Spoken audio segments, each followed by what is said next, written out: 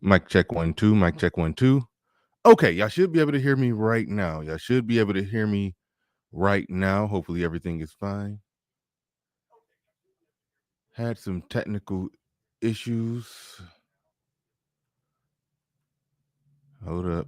All right. All right, we good. We are good to go. We are good to go. All right. All right, we are good to go. Thank you everybody. Thank you everybody. I yeah, had a little technical mishap. Had a little technical mishap. Stumbled out of the starting blocks, but we are okay. We're about to get this thing started. Like I said, I was coming back in from out of town. Coming back in from out of town. I was at the event, or the gathering, the get together, the meetup, whatever we calling it, that we had going on in Detroit for, like I said, Black Manosphere subscribers. I'm sorry, well, Black Manosphere content creators and subscribers just had a little get together meetup. It was facilitated by Christian Hutchinson. Shout out to him. Shout out to him. And yeah, it was cool. It was cool. It was awesome. It was awesome. We're about to get this thing started. Sorry, y'all, for the fumbling and stumbling. Oh yeah, there's a picture of it right there. There's a picture of it. Just got the guys. About 10 guys made it out. About 10 guys made it out. I'll talk about that a little more, but I'm stumbling out the starting blocks. Stumbling out the starting blocks today real bad because my audio was all messed up. But fortunately, I fixed it pretty fast. But either way it go, let's get ready to go. Let's get it.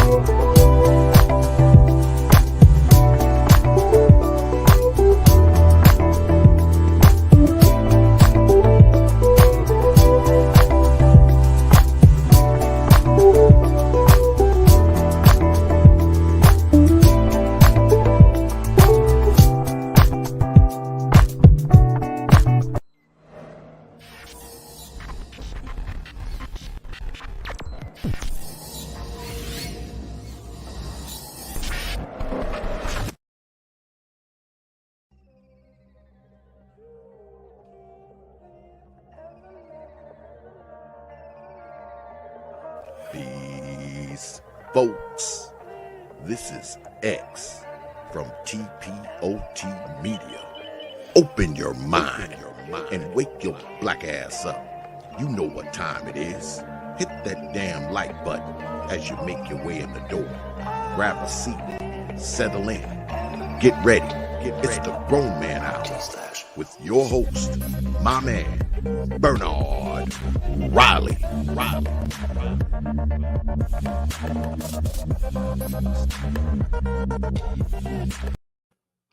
All right. What is going on? What's up, everybody? Quick story before we get started. This is my water cup that I quit using. When I drink a lot of water, I tend to lose weight, and I got to start back drinking more water. But over the weekend, I put a little honey Jack Daniels and some Coke in here, and yeah. But right now, it's only water in here. But the thing about when you put liquor in a cup like this, it never. My water tastes like maybe 5% honey Jack Daniels. Yeah.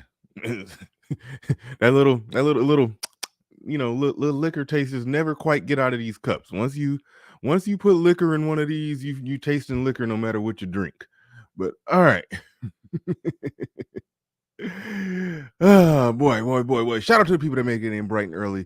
Before we even get started, Osmosis did point out a typo in the title. I caught it before he pointed it out, but I still thanked him. Still thank you. I do appreciate that when y'all see me slipping on my pimping and y'all let me know. I do appreciate that. I do appreciate it. Little Rock 2571. I'm sorry, 2517 in the building. Shout out to you. We got Black Swift in the building. He says Black women politicians support the Democratic Party platform 100%. That is a massive issue for me. I agree. And T says, I'm not voting this election. Then you, my friend, are a part of the problem. Yes, you are. Yes, you are. Even if you don't rock with nobody on the ballot, it's still good to just show up and cast a vote, write in Mickey Mouse. What that does is that tells them that you're somebody who participates in the political process. They're just not doing anything to earn your vote. So a vote that's really a non-vote when you don't vote for nobody, but you did vote, that lets them know that you're there. They could possibly get your vote if they did or said something that makes sense. That communicates to them that your vote is a vote worth fighting for. That's why I'm all for black men just writing in Mickey Mouse on the ballot. And also, there's something locally. There's something locally that you probably do care about.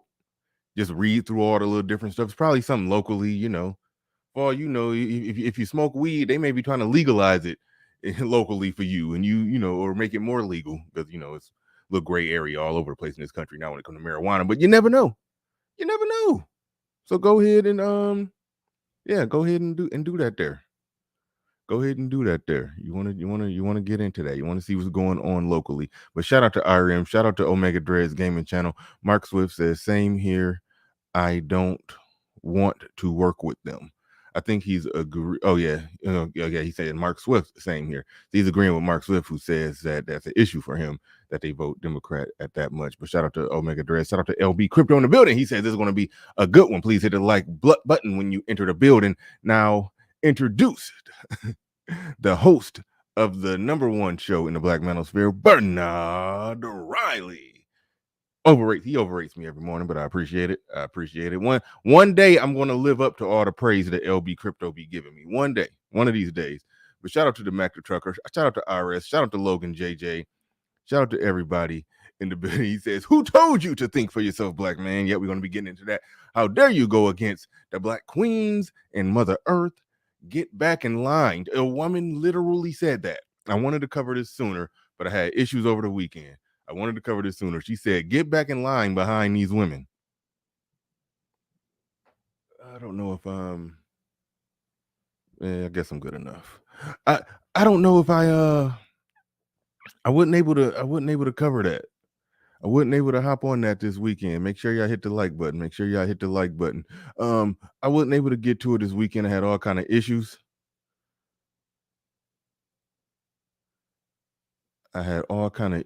Technical issues. I was out of town. And my laptop died on me, so I wasn't able to stream while I was on the road. I did crank out a few shorts and some clips, some stuff, and managed to get something done, but nothing major. But now we're back home.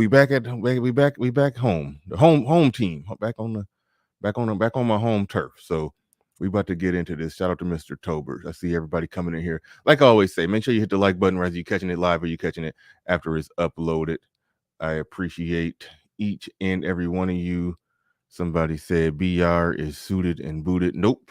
I got on underwear underneath this. Underwear and socks. I'm not booted, and I'm just suited from the waist up. Ron Burgundy style, baby. Ron Burgundy. Oh no. Wasn't traveling. Was not traveling. It just was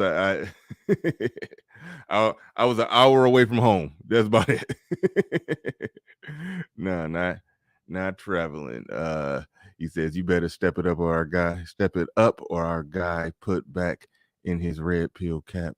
He's been on fire. I think I misread that, but I don't know. But all right, y'all, let's go ahead and get into it. First off, like I was saying, we had a good time at the first inaugural. I don't even want to call it first inaugural, but Christian had the wonderful idea of getting Black Manosphere content creators and subscribers get together. Black Manosphere content creators specifically in the Detroit area just to get together, hang out, have some drinks, network, chop it up. We did that, and it was fun. It was fun. We had a blast. About 10 guys came out. It was the first time we did it. First time we did it, and we loosely call it. Like, actually, you can put that down because I'm iffy on. Hold on, move that Black Manosphere Meetup Detroit thing down real quick. Can you hear me? I got men working in the back that can't freaking hear. Now you can't find. Okay, yeah. Because that's, like I said, I'm loosely calling it that. I'm loosely calling it that because there's actual bigger Manosphere Meetup events that wear the name Black Manosphere Meetup. So I was iffy on whether or not we should call it that because we're not really, it's not that. So I was like, we got to come up with a. I do think we got to come up with a different name for it. But we do get together. We do get together monthly in Detroit. Everybody in the Detroit area, content creators, subscribers, come through, hang out. That's all we doing. But yeah, but no, it was fun. It was great. It was everything. It was everything. It was the first one, so we plan on doing it once a month. So yeah, no doubt. And shout out to Jonathan Barronville in the building. He says Bernard and the fellas in the photo looking like they bang that Manosphere Ave. What?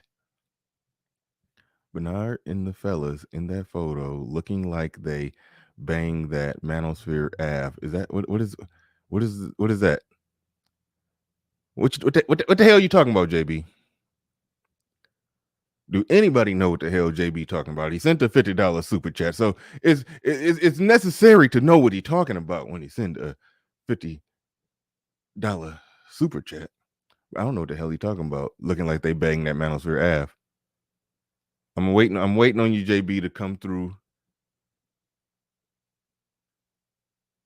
I'm waiting on you to come through, representing that Manosphere Ave. Okay.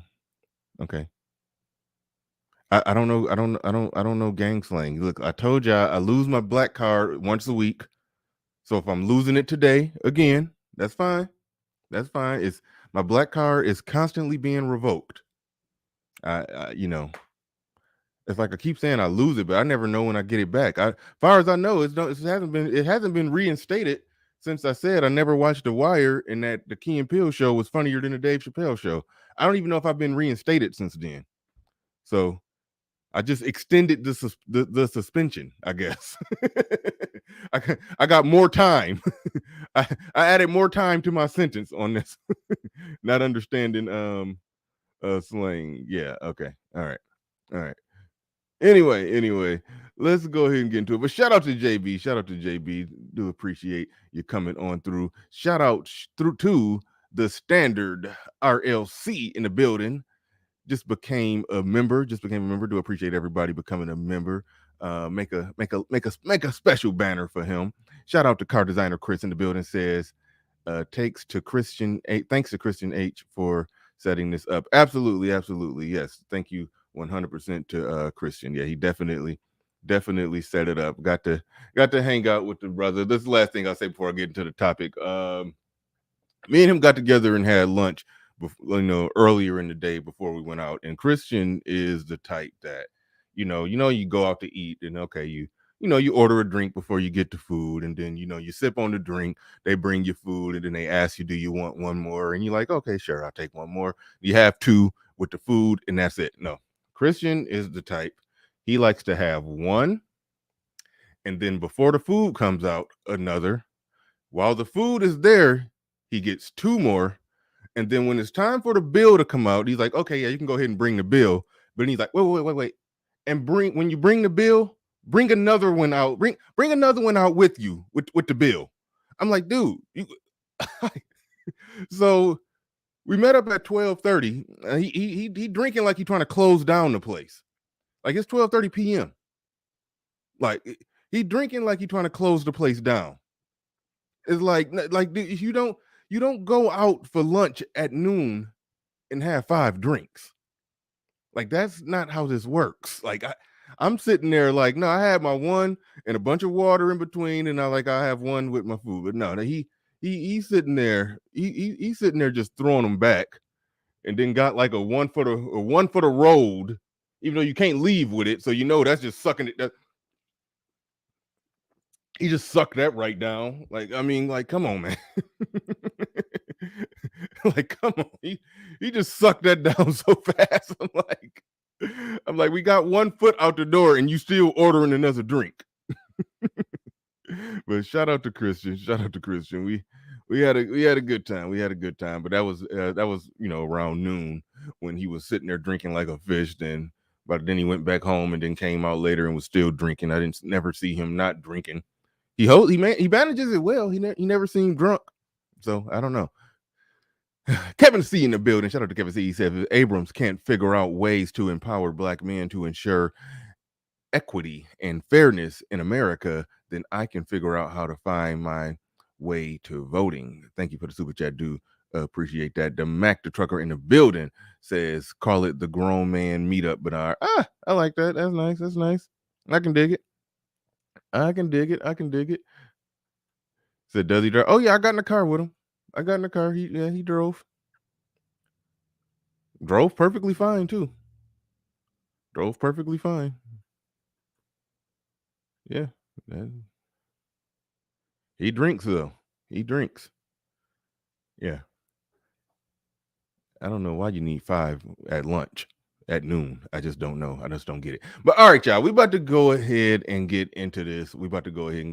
That's enough of the pre-ramble. But shout out to all the gentlemen there. Scott Haywood was there. Scott Haywood, who actually I thought it was Maurice November, but I went and looked at it. Scott Haywood was my very first Patreon back in maybe April 2020 when I started the Patreon. He's my very first Patreon, and a lot of people have been Patreons and jumped on and jumped off, but Scott Haywood was my very first Patreon and is still Patreon to this day. And I don't even promote, move, or push my Patreon or post content on there that much. So I'll keep telling y'all I'm going to do it. But shout out to Scott Haywood. I got to meet him, my very first Patreon. That's a day one by definition. A day one by definition.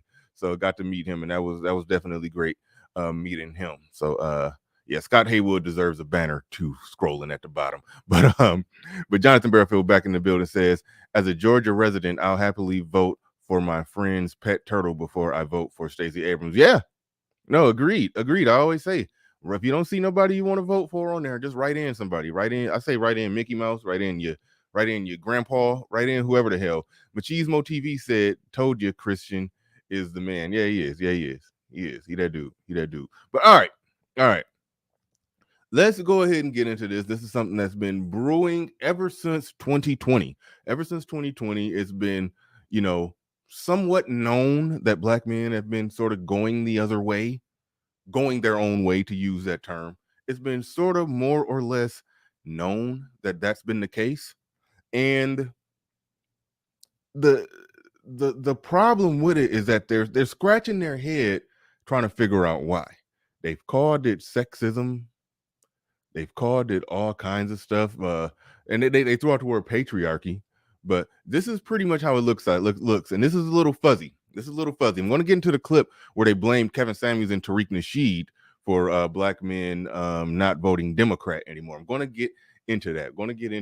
But I do want to preface it by pointing out this. Now, the line at the top, that's Black men. You can see during 2004 when George Bush was running. In 2004, when George Bush was running, 12% of Black men didn't vote Democrat. And actually, real quick, y'all, let me double check to make sure I'm reading this right, because when I took this, I took it and I didn't quite. Let me make sure I read it right. Okay, GOP support from Black male voters post Obama. Okay, so this is GOP support for Black male voters. Got it. I had to make sure I was reading it right. I had to go back and find what I was looking at. Okay, cool.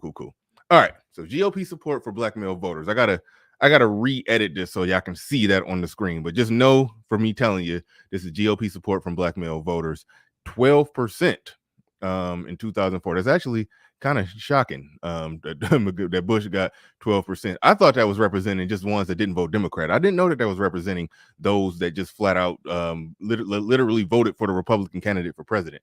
In 2008, that's when Barack Hussein Obama was running. So obviously McCain only got 5% of the black male vote, 4% of the black female vote. And like I said, nobody gets that percentage of a demographics vote. Nobody.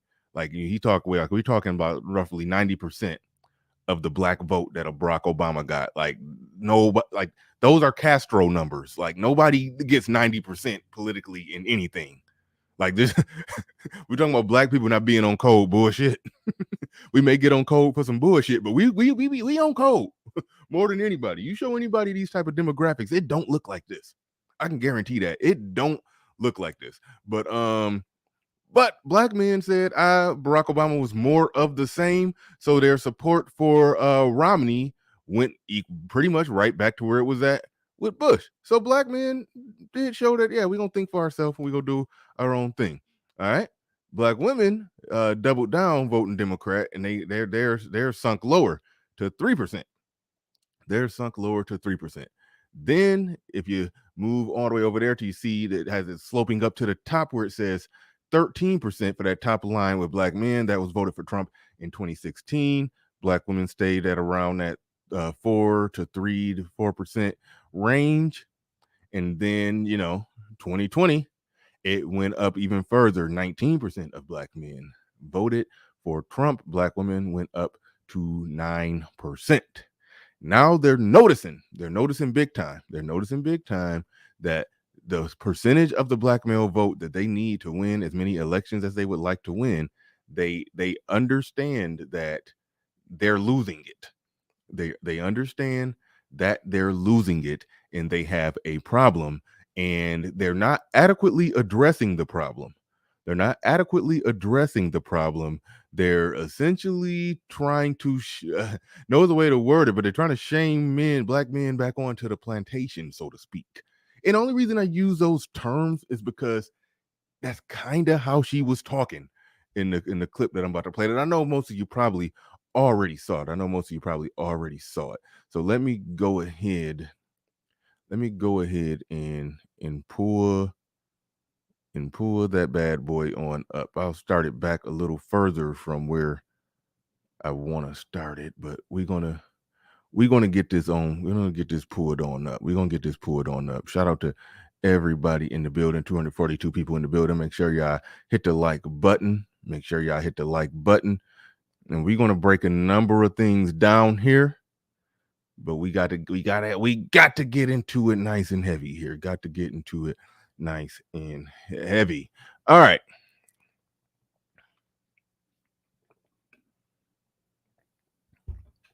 Shout out to Nate Dogg 74 down there in the building. Appreciate each and every one of you. I appreciate each and everybody being in attendance today. Almost didn't do a show, but party must go on. Show must go on. Let's go. Put it out here because someone has to say it. The fundamental problem with the Democratic Party is that white strategists are controlling the money, are controlling the strategy. Yeah. Yes, African Americans are having input, but if you're trying to win, you better listen to black people. You better fund these initiatives. Otherwise, you're going to lose. And that gap is going to widen. And fund candidates. Instead of meddling around in Republican elections, trying to put one over the other because you think they're easier to beat. Yeah. Fund candidates. But also off-year strategies. Right. You can't come talk to black men in the middle of September. Yeah.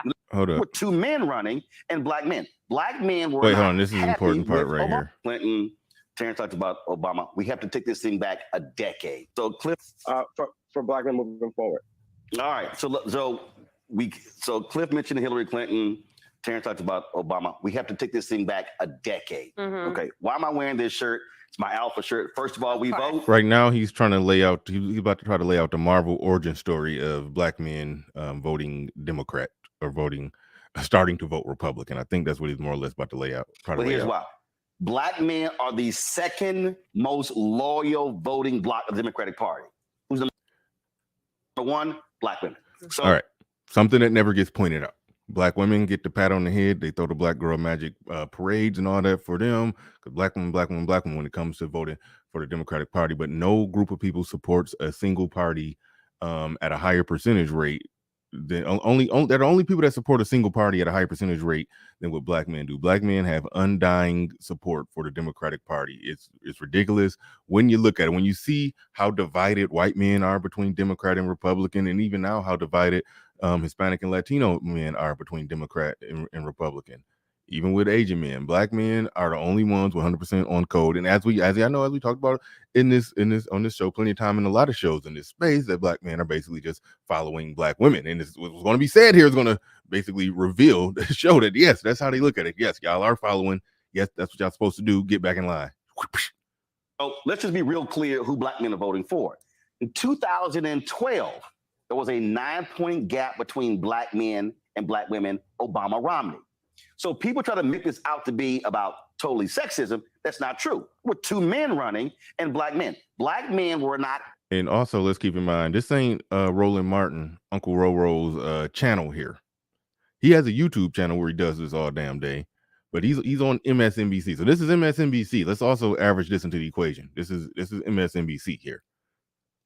Happy with Obama. They felt he should have done more because on the issue of economics, on criminal justice, and things along those lines. And so what then happens? You go to 16. So that's showing that black men, got some testicles. They say, yeah, okay, Barack, you black, okay, or blackish. You in America, if you look black, you're black. So Obama's black. You got in and you governed no different than a standard Democrat. So we're moving on. We're not going to give you. We're not going to help you put up Castro numbers when it comes to the black vote. No, we stepping off. So black men stepped off. Still, the vast majority voted for him, but there's a percentage that stepped off. Now it's a 13-point gap. You go to 20. Now it expands. But here's a race people ignore. And Terrence knows. And that's he was referring to when he said go to 20, it expands. He probably didn't even want to say it, but it's a 19-point gap in terms of black men who supported the GOP. 19% supported the GOP. This as well.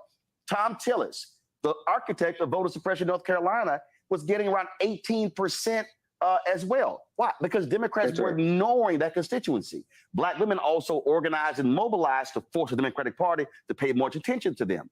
In many cases, black men within the party have not actually done that. So what you're seeing are black men who are saying, you're not paying attention to me. Yeah, okay, this is what I think about that when he say black women have mobilized and organized. There are black men working in that organization. The black men who are involved politically to help black female causes. So they're involved. They're just involved in line behind the women. That's what we got to point out. And we know due to the epic Ice Cube on there talking to the Cocktails with Queens when he had a contract for Black America's contract with Black America, and they said, I don't see nothing in there for black women. He said, black people, it's for black people. Black women are black people. They said, no, we are our own thing. And so when black men still thinking that everything is together, we are one, all our mama's black, so we all under the same tent. So it's like black men have always operated in, supporting black women politically. They're supporting black people politically. That's how it has always been. That's how they have always got behind it. That's why you don't see, black men, even the ones in the Democratic Party, truly organizing politically. That they will never organize politically specifically for black men. They were going to get behind black female causes, and you're going to see later on how that's going to get sold as all of our cause. But then we're going to further prove that it ain't. But let's go. Ignoring what's happening when it comes to economics, you're ignoring me when it comes to the critical issues. And so what the Democratic Party has not done is create a specific strategy to target those individuals, because it comes down to numbers. Warnock beat Kelly Loeffler by less than 100,000 votes. And so you're the Democratic Party and you're just ignoring these numbers. What did Terrence just say? You are ignoring the potential to win. You should be trying to get every vote. And I'm just going to go ahead and put it out here because someone has to say it. The fundamental problem with the Democratic Party is that white strategists are controlling the money, are controlling the strategy. Yeah. Yes, African Americans are having input, but if you're trying to win, you better listen to black people. You better fund these initiatives. Otherwise, you're going to lose. And that gap is going to widen. And fund candidates. Instead of meddling around in Republican elections, trying to put one over the other because you think they're easier to beat. Yeah. Fund candidates. But also off-year strategies. Right. You can't come talk to black men in the middle of September. Yeah. Election is November. And I called it. They should have been doing this in January after Biden got inaugurated to build up a program so when elections come, now you properly prep. Yeah. And invest in black media, brother. We know that. Black-owned media, not black-targeted. Black-owned media. Absolutely. Just real quick, before she throw a I was gonna say before she throw a haymaker. Really, it's a ill-advised under the below the belt punch. I'd say, not a haymaker. Well, she threw a haymaker to the. I guess you can throw a haymaker to the nuts. I guess I don't know. Anyway, okay. Shout out to Roland Martin when he does talk about supporting black-owned media. I do agree with him on that, and I haven't exactly. He disagrees with certain people, but I don't know. You know what? I'm gonna hold my thoughts on that. I gotta do some research. He talked a lot about black media because I remember when he first started doing his YouTube. I remember when he first started, he would be going live and it would be like 30 people watching. That was like 2 years ago. Now his stuff is through the roof. I don't know how many. He got hundreds of thousands of subscribers right now. But he built his stuff up. I mean, he had a name to he had a name to do it. So there's that. But the fact of the matter is, he basically left working for MSNBC, CNN, companies like that, basically companies that were owned by white people, and he basically started his own shit and he run it just like them, just as efficient. Yes, it's a bunch of liberal shit on there, but just the act of him doing that and getting that done, I do want to commend that. I do want to commend him getting that done. But all right, let's go. Cliff, listen, I think Roland made a really legitimate point here. I will say, a lot of black men sometimes feel like they're ignored or they're put down, particularly sometimes even by black women in the media. So this is not that. But I do hear Roland's. Okay. I don't always believe this, but in this case, it's true. Everything that comes before the but is bullshit. So all of that stuff that she just said before the but, you kind of can ignore all that. And then she just gonna unzip. She gonna take the mask off or unzip the outer human shell and be full lizard right here. Shout out to y'all seen the TV show V. She about to go full lizard. I will say, a lot of black men sometimes feel like they're ignored or they're put down, particularly sometimes even by black women in the media. So this is not that.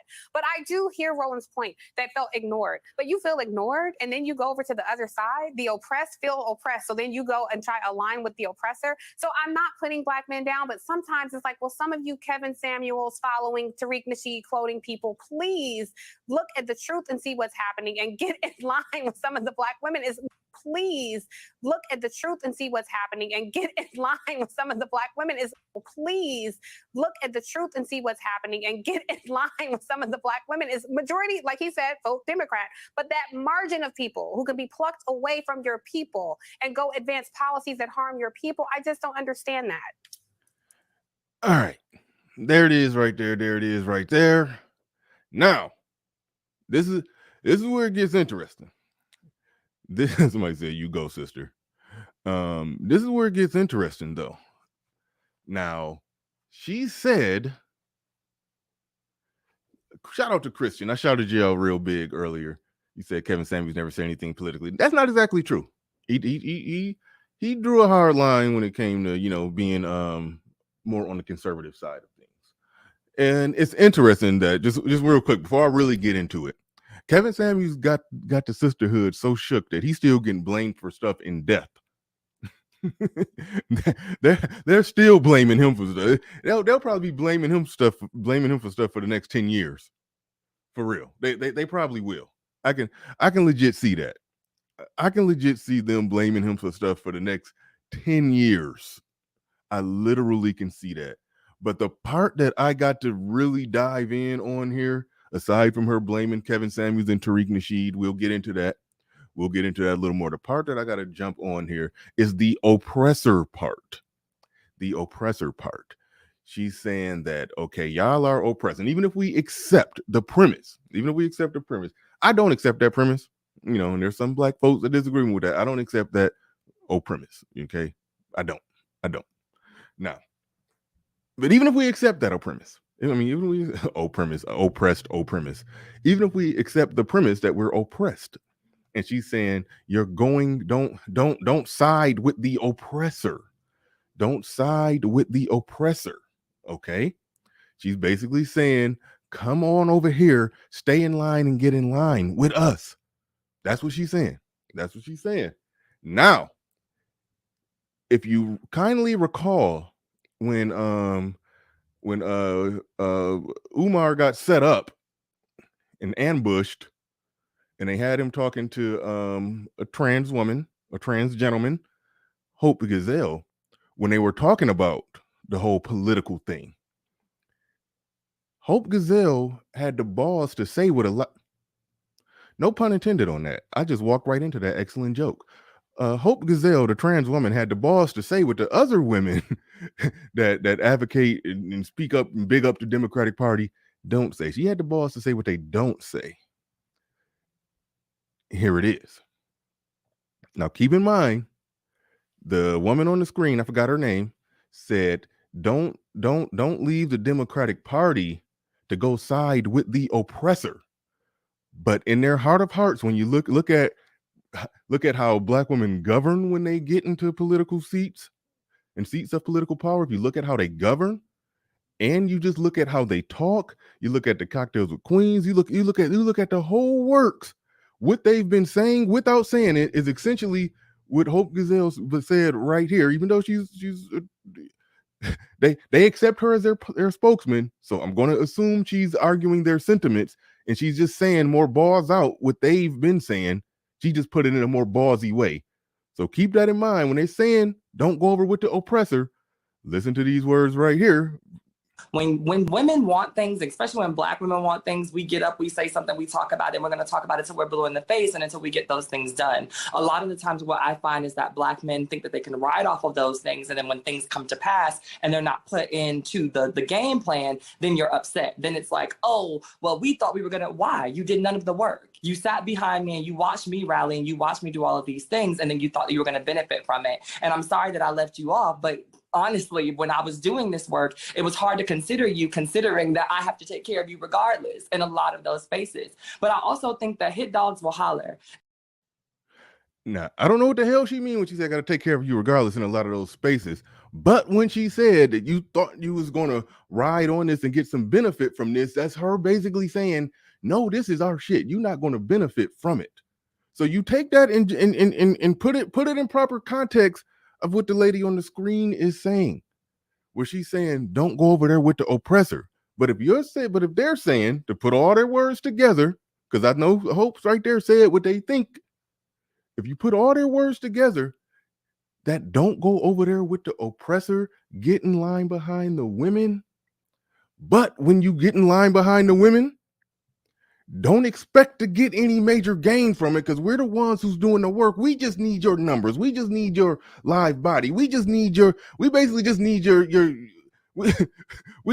we just need you damn near as a human shield, like that South Park Operation Kill the Turkeys or whatever they said. That's basically what they're saying, that you're not going to get any benefit from this, but we need you here. We need your live body here. Is that not exactly what an oppressor would say? Is that not exactly what an oppressor would say? They're saying don't go over there with don't side with the oppressor, because you're not getting what you want to get over here. But still come over here, get in line behind us, and oh, by the way, you're not getting shit from over here. I remember Hood Conservative said one time, and we almost did a show on this, do Black women oppress Black? Stop it. We ain't doing that show. We not doing that show. Because no, Black women are not oppressing Black men. A lot of times when Hood Conservatives say some wild out shit, I'll disagree with them at first. And then I give it a little time. I give it a little time, and I got to come back like, God damn it. God damn it. Gave it a little time, had to come back like, God damn. But seriously, listen to these two quotes right side by side with each other. Now, see those super chats rolling in. I'm going to get to them. they're ignored or they're put down, particularly sometimes even by Black women in the media. So this is not that. But I do hear Roland's point that felt ignored. But you feel ignored, and then you go over to the other side. The oppressed feel oppressed. So then you go and try to align with the oppressor. So I'm not putting Black men down, but sometimes it's like, well, some of you Kevin Samuels following Tariq Nasheed quoting people, please look at the truth and see what's happening and get in line with some of the Black women. Is majority, like he said, vote Democrat. When women want things, especially when Black women want things, we get up, we say something, we talk about it, and we're going to talk about it till we're blue in the face and until we get those things done. A lot of the times what I find is that Black men think that they can ride off of those things, and then when things come to pass and they're not put into the game plan, then you're upset. Then it's like, oh, well, we thought we were going to, why? You did none of the work. You sat behind me and you watched me rally and you watched me do all of these things, and then you thought you were going to benefit from it. And I'm sorry that I left you off, but honestly, when I was doing this work, it was hard to consider you, considering that I have to take care of you regardless. And she's just saying, we want your vote, but you ain't getting shit. Or he just saying, I mean, Hope Gazelle has the balls to say it more ballsy, but that's basically like they're literally saying at this point, we want your vote, expect nothing. That sounds like exactly what an oppressor would say. So they don't get to then make the argument, y'all are siding with the oppressor when y'all leave the Democratic Party, or when y'all vote if y'all vote GOP, y'all are siding with the oppressor. Yeah, they don't get to they don't get to make that argument anymore. Like, I mean, no. Shout out to, oh shit, y'all came through hard, heavy, and fast with the super chats. Damn, it's more than I can even keep up with. Hold on. Shout out to everybody who's supporting the stream. Car designer Chris in the building says, take Christian H. Oh, thanks to Christian H. Okay, definitely. Kevin C in the building, he says, if Abrams can't figure out ways to empower Black men and ensure equity and fairness, already did that one. When Mac Tucker back in the building, he says, college grown man meetup, actually read that one already. All right, now we back caught up. Jonathan Barreville in the building, he says, as a Georgia resident, I happily vote for my friend's pet turtle before I vote for Stacey Abram. I read that one too, but it's Jonathan Barreville. I had to read it again.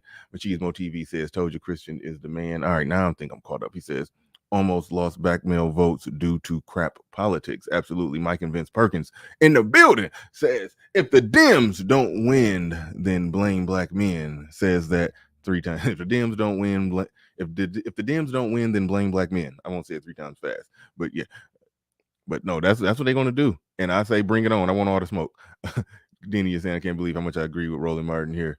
Latchazilla in the building says she's throwing rabbit punches in the back of the head. Yeah, I said below the belt. Rabbit punches back of the head, below the belt. It don't matter. Uncle Stu, the old man on the block, says, salute. I spoke on this last night. Absolutely. Dropped the link to Uncle Stu.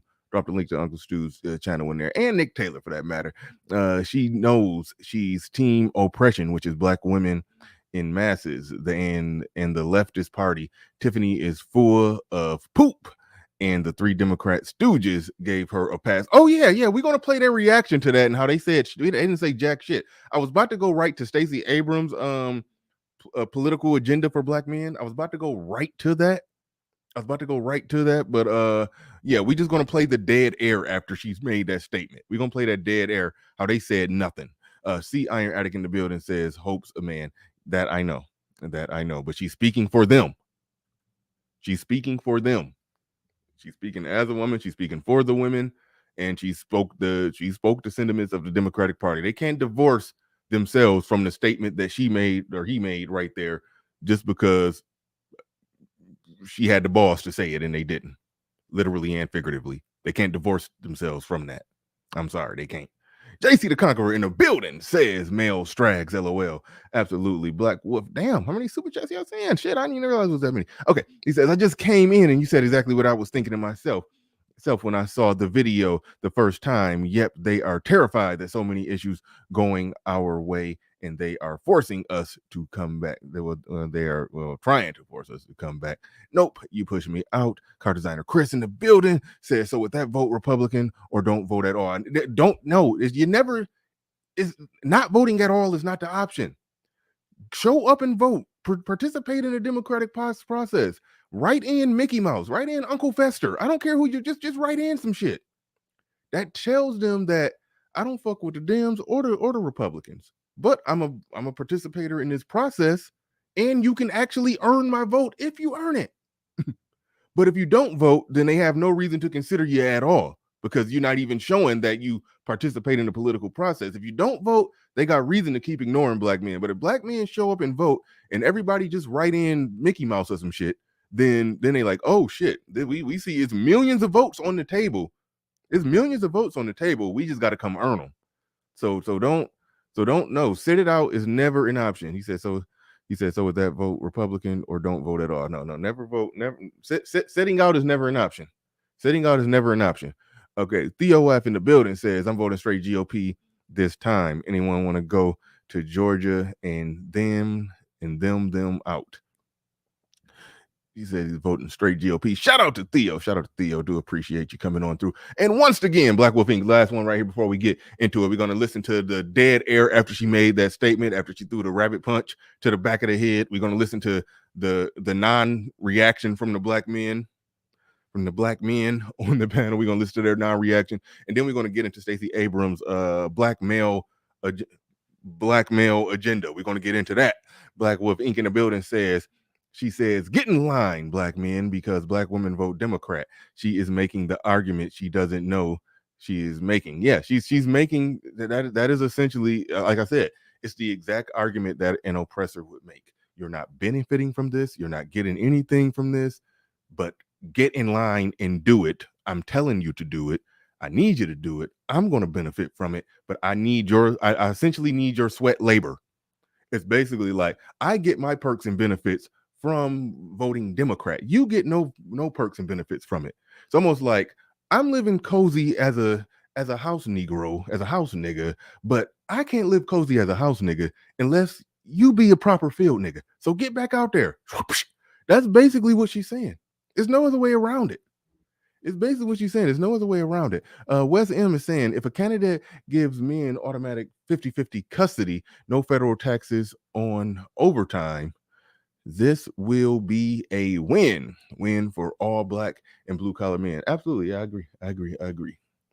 All right, let's go ahead and get into it. We'll play a little bit more of the non-reaction from the men after she said what she said, and then let's go. Some of you Kevin Samuels following Tariq Nasheed quoting people, please look at the truth and see what's happening and get in line with some of the black women. Is majority, like he said, vote Democrat, but that margin of people who can be plucked away from your people and go advance policies that harm your people, I just don't understand that.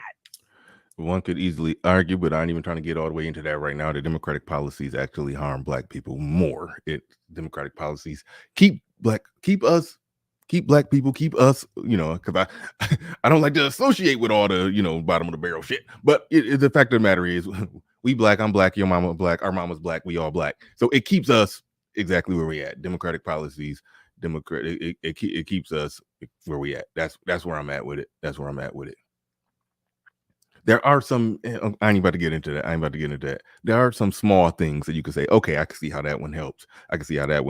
But overall, what Democrats have been doing since the 60s have been keeping black people stagnant.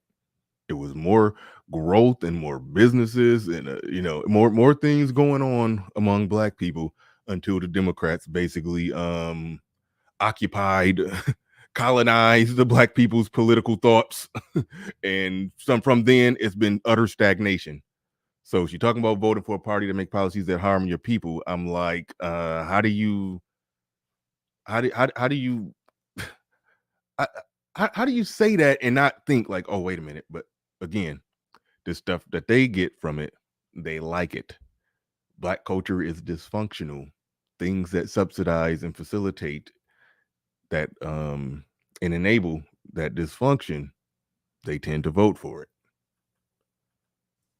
Yeah, and you've got three things that wind up happening. And first, let me shout out, as Roland mentioned, his Alpha Phi Alpha shirt. We've got a program where we reach out to Divine Nine, and AFI has been one of the organizations that was most aggressive at getting involved, like answering the call and reaching out to black men to mobilize voters back in 20 and 21, and we expect to do the same this year. But to your question, you see two or three different possible responses when you've got this issue about.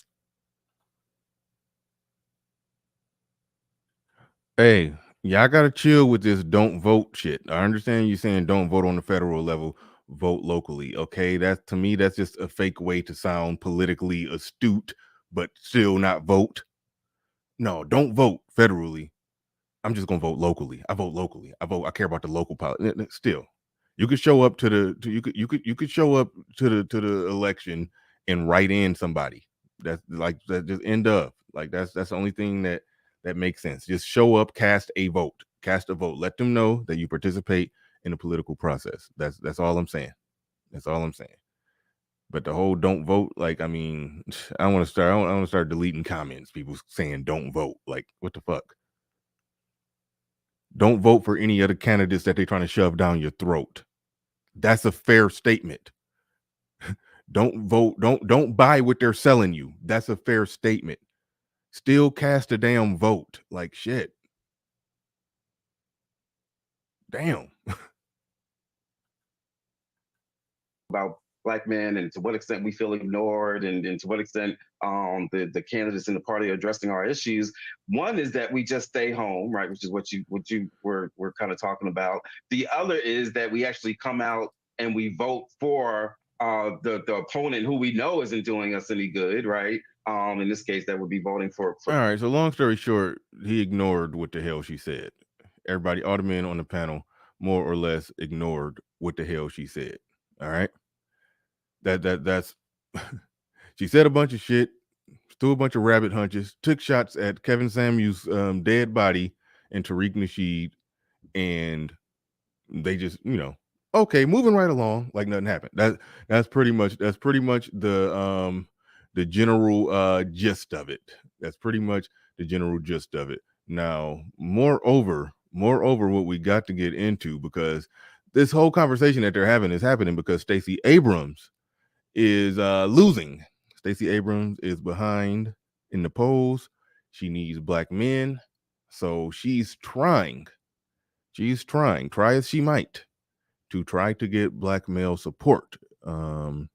She's trying to get black male support. So what we're looking at here is this. I'm trying to pull up the Stacey Abrams initiative political agenda for black men.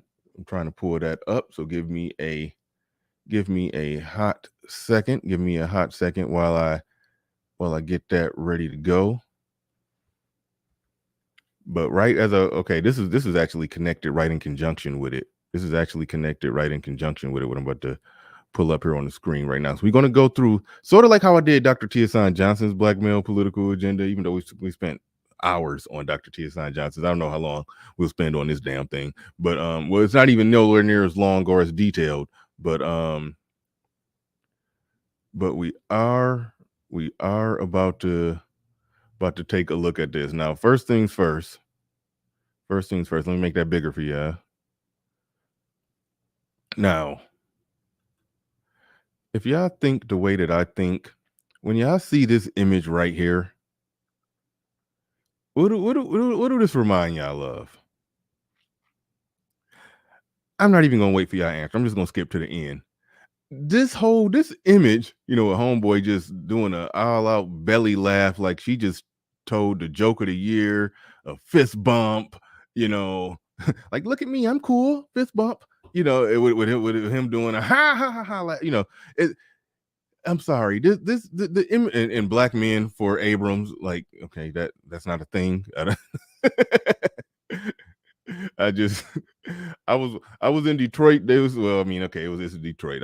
I tend to believe if I walk through like downtown Atlanta, I ain't gonna see nobody on the street selling black man for Abrams t-shirts. I just don't think that's going to be a thing. But anyway, this image right here reminds me, it's giving me a lot of Hillary Clinton pulling hot sauce out the bag vibes. I mean, I'm sorry. That's what that image kind of gives me. That's what that image kind of gives me. It's like black men been ignored politically by the by the Democratic Party for so long, but then now black men are leaving the Democratic Party. Now they need black male votes. So now it's like it's funny. It's just funny to me seeing a black female politician more or less like she got to come and try to relate to black men. Like, yeah, I'm cool. I'm one of you. Fist bump. It's like they're doing they're doing the same thing that white people do. Black women are doing the same thing that white people do when they try to court the black vote. It's like this is hot sauce. This is pulling hot sauce out the bag like Hillary Clinton right now. It's like that's how that's looking. That's how that is looking to me. But stepping into it a little further. 414 people in here. Make sure y'all hit that like button.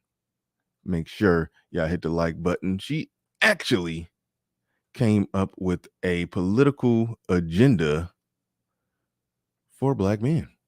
She actually did it. Stacey Abrams, black men's, like OGJ Speed with an S. Even though she did, okay, it's being used right. Men's, it's being used right. You know, it's used incorrectly when you're saying men in plural, because men is already plural, so you don't got to put a men's on it. But if you put it in apostrophe S, meaning black men's agenda, it's their agenda. So that you do, that's where the apostrophe S comes from. So she's not doing an OGJ Speed. So I gotta apologize to her for that. But okay, all right. We deserve leadership that sees us, that serves us, and that believes in us. Stacey is committed to investing in black men, their families. According to, if I would have had to quote, I think Stacey Abrams is on record basically saying that families are, I don't want to throw that out there because I don't got it. But you know how politically, how they view families, just like women and children. And all the families that they help are women and children. So, but they caring about black men families. But okay, all right. And their businesses, by leveraging Georgia $5 billion surplus, a plan that economists agree will not raise taxes. All right, okay, it's not going to raise taxes. That's fine. Allegedly. And it's funny because the black men that she need. Okay, let's just go and skip to the end. It's more than likely going to raise taxes.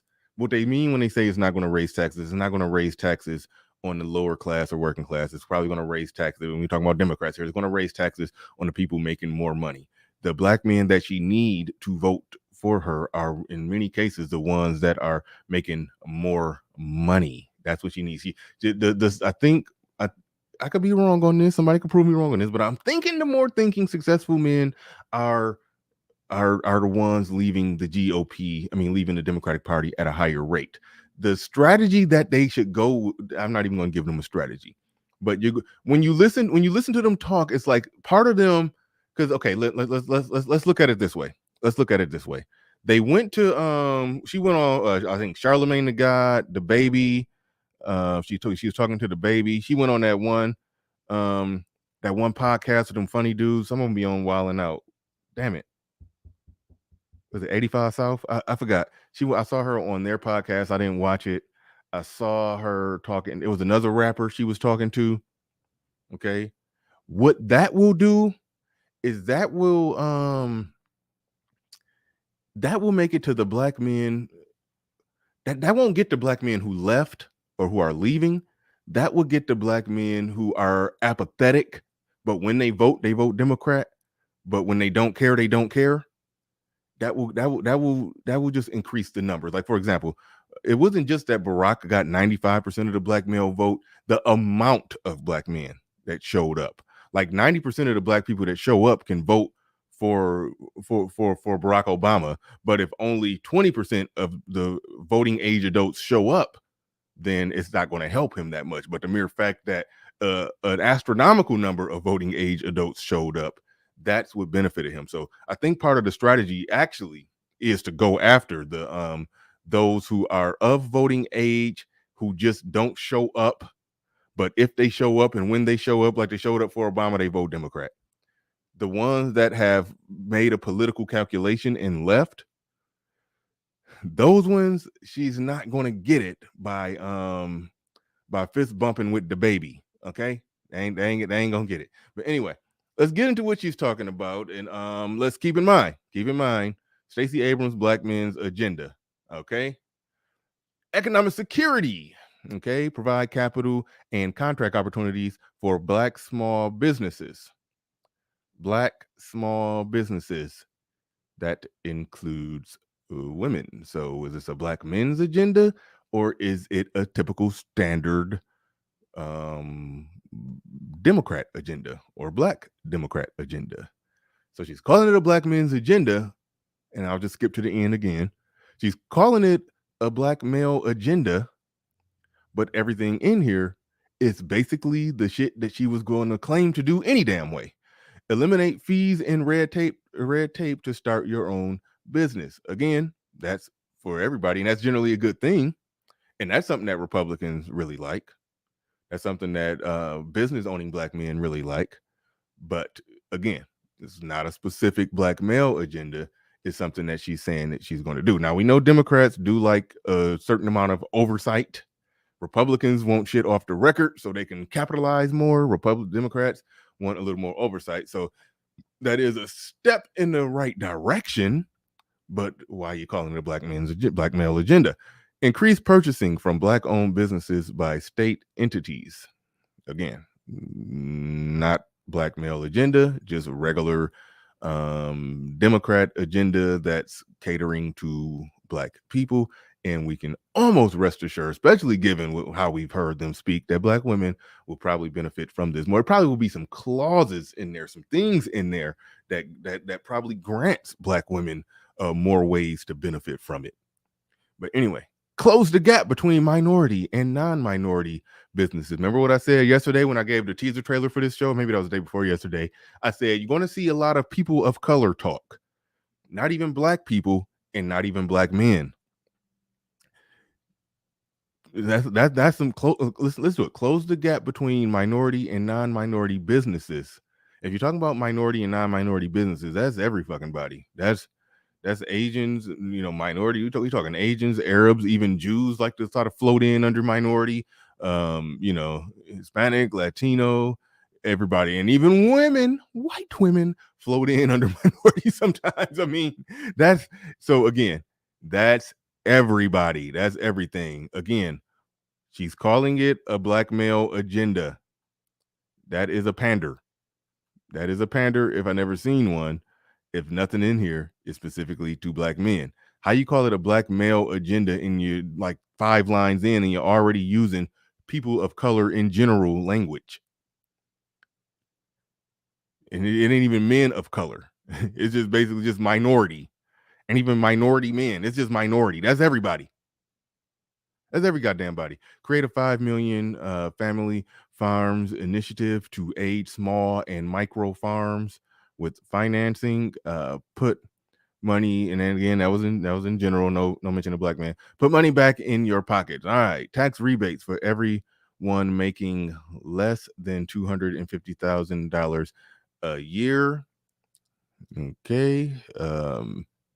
End wage theft and misclassification, treating employees as independent contractors. That again.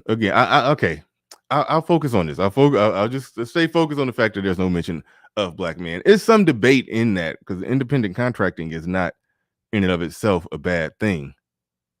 Independent contracting is not in and of itself a bad thing. It actually can be a good thing, but the red tape that she talked about eliminating when it came to business, if the independent contractor is going to be, I don't know, an employee, I don't know. See, that's where it can get into some political mumbo jumbo where it sounds like it's helping, but it's probably not. But again, the most important part here, the most important part that we're dealing with here is that it ain't saying shit or doing shit that got anything to do with Black men.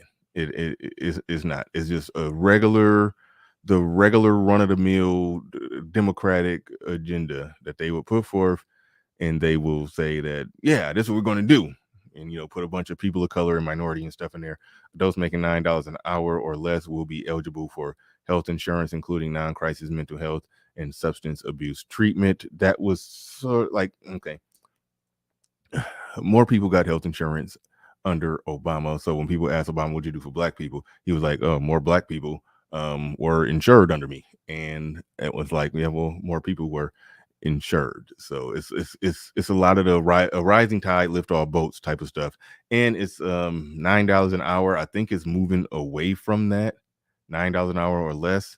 Like I live in a small town where the wages are pretty damn low, but they, Sam's Club is paying people $14 an hour to push in the carts, or maybe $15 an hour to push the carts in from outside. So I don't know what that's doing, but again, it speaks to the strategy of the black men who left are not going to come back because of this.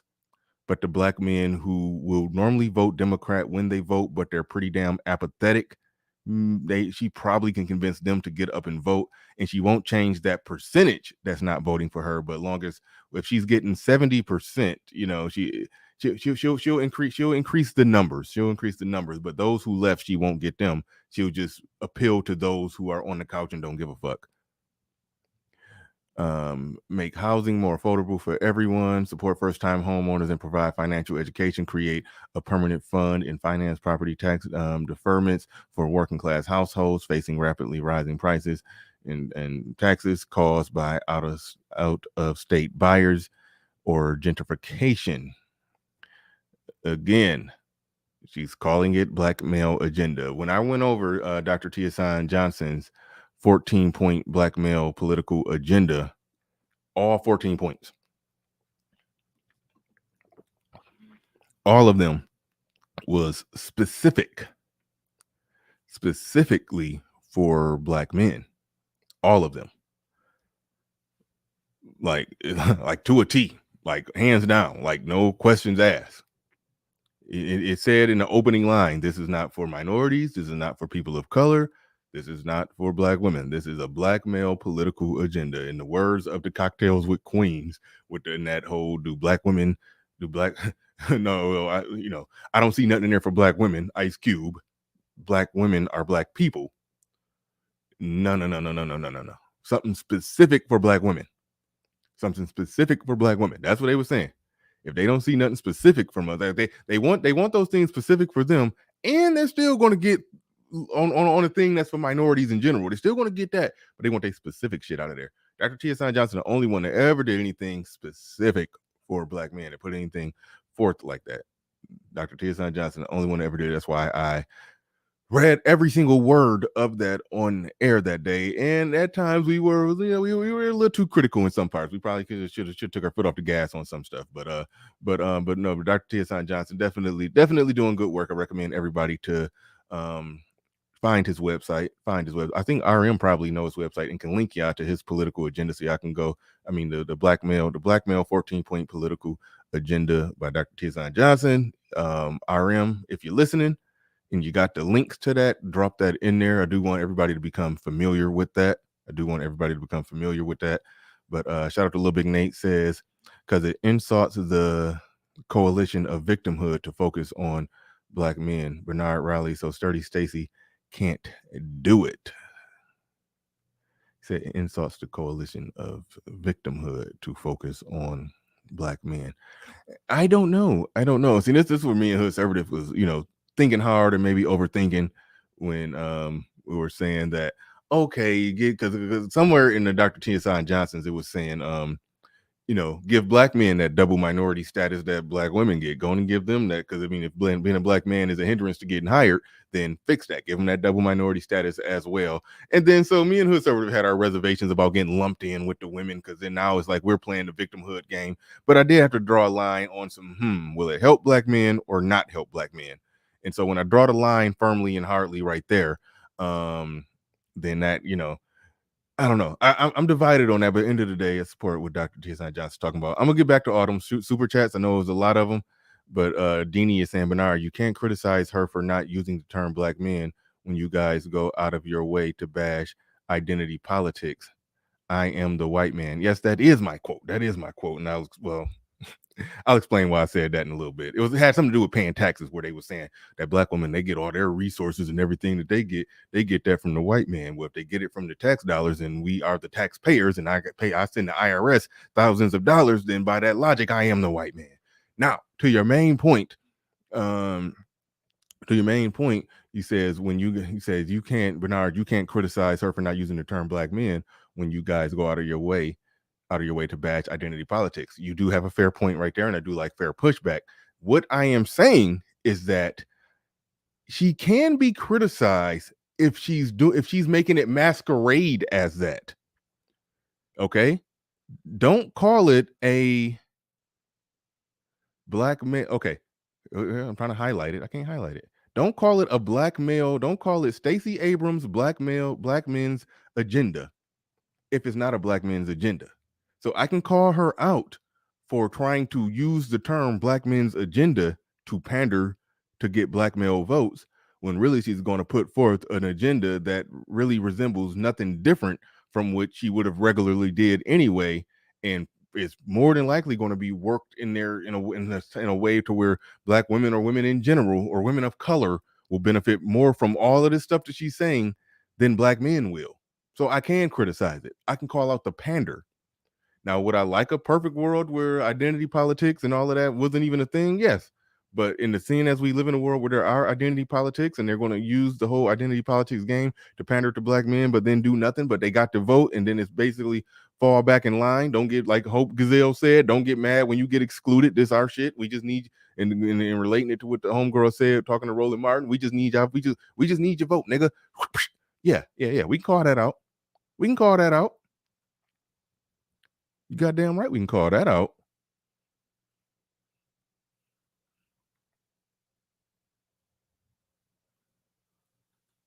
I see you. I like Denny. See, this is what I'm talking about. I acknowledged he had a fair point, and then I made a fair point, and he acknowledged my fair point. That's how conversations can go. Denny will come in. He will hold the line. He will hold his line. He will argue his points, and and he'll make some good points. He'll try to run a fine tooth comb to some of ours in a very genuine way. But if somebody's making sense, he'll concede the point. So yeah, that's how good conversations go, from other than the people that come in here completely disingenuous. Disagreeing to disagree. But long story short here with Stacey Abrams, is that there is, I repeat, there is nothing specific for black men in this, and everything in this more or less looks like things that's going to just benefit people in general. There is something about okay, well, hold on.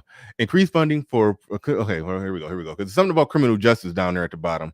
So we'll scan that one. I put the link in the chat. And I am going to get to the super chat, but the link is in the chat. Education and job training says increase funding to public schools and decrease over disciplining of black children.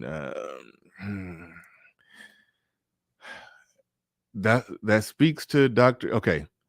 Increase over disciplining of black children. With that, now that's really talking about black boys right there. And that's why Dr. Tiasan Johnson, what he's talking about, separating it, having single sex education, single gender education, and boys are different than girls, and particularly black boys. And so there is a method to properly educate black boys, because when they separate the genders, black boys do just fine. So when you're saying stop, decrease over disciplining of black children, you're really saying black boys, but they're not saying it. So it makes you question what's overall going to go on there. But to say create 20,000 apprenticeships, including construction, entertainment, and advanced energy. Construction, that's more male-centered. Entertainment and advanced energy, not so much. So again, it's most of it regular political agenda. Okay, restore free technical college. I dig it. Expand access to hope and fund needed based aid for higher education, particularly at HBCUs. That's going to just, it's just going to get that's going to increase the percentage of women on the college compared to men on college. All right, criminal justice and public safety. All Democrats do put something like this in there. So yeah, I mean, this is just run of the mill stuff when you're talking about criminal justice and public safety. Support legislation to decriminalize marijuana and poverty-based criminal penalties. I can get with that, even though I'm not a weed smoker. But I mean, it should be decriminalized as much as possible at this point. Repeal extreme gun laws, including criminal carry, and close loopholes. The black men that are leaving and voting GOP are black men who are more likely to be in favor of gun law. I mean, in favor of of not policing guns. Basically, she's saying repeal extreme gun laws. No. The black men who vote GOP are more than likely ones who they don't want all those crazy gun laws on the books. They want to be able to be armed, protect themselves, and whatever. And what the criminals are going to do, the criminals are going to do it regardless because they're criminals. So I don't think you're going to get that 19% like that. Restore divergent programs and reentry programs to support housing, healthcare, and employment. Hold law enforcement accountability. Require accountabilities. Like, that's run of the mill stuff that most Democrats talk about. But anyway, let's go ahead and dig into it. We are joined by the Hood Conservative. Y'all sent so many goddamn super chats that y'all giving me a problem that I enjoy to have. Wes M in the building says, oh wait, hold on, no. Our Out of God podcast in the building says every shithole city is run by Democrats. Write in Patrice. Yeah, there we go. Write in. No, yeah, okay. We can write in Patrice O'Neal, but we really piss him off. We write in all black men show up and just write in Kevin Samuels. That would really piss him off. But anyway, but Patrice O'Neal will work all the same. Car designer Chris says BR plan works better. Let them see you're unhappy. Absolutely. Jerome D in the building says writing someone in doesn't solve the problem either. It's not about picking a side. It's about disrupting the system. I think it disrupts the system when you show up saying that I am a voter. I am willing to participate in the political process, but fuck y'all. I don't like none of y'all. Earn my vote. I think that that disrupts the system. Freddie in the building with a super chat or super sticker, didn't say anything.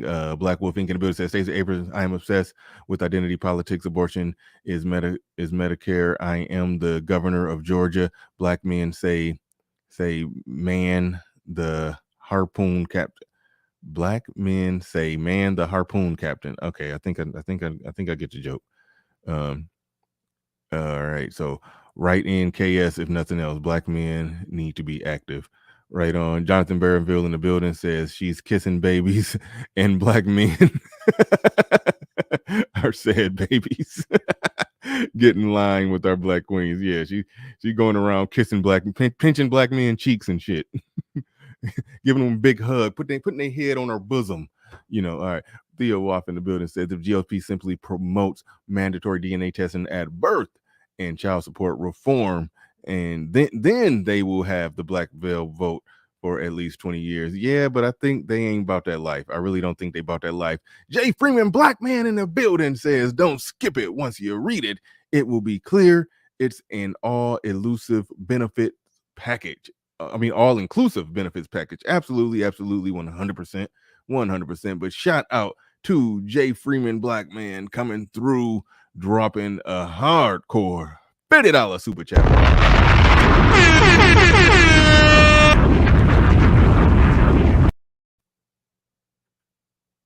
It says, don't be fooled by this. When you read that agenda, she gets very general about what she is going to do. She is not focused on black men. Absolutely. We can see that there. I said it in the building. Says she will never assist black men specifically because her base will not approve.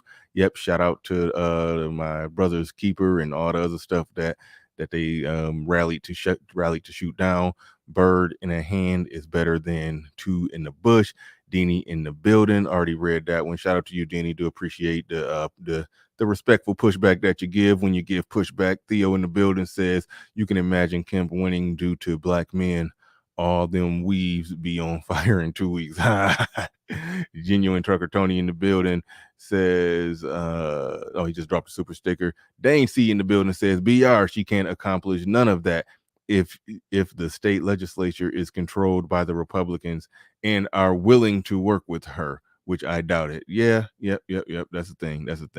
JC the Conqueror in the building says the time black men push back against the demon Dems, the democrats, as Little Big Nate called them. All right, that was a mouthful going through all that. But we are joined by Hood Conservative in the building. I am interested to hear what you got to say on this one. I do know you did some. I'll ask you about that later. But overall, what's your general impressions?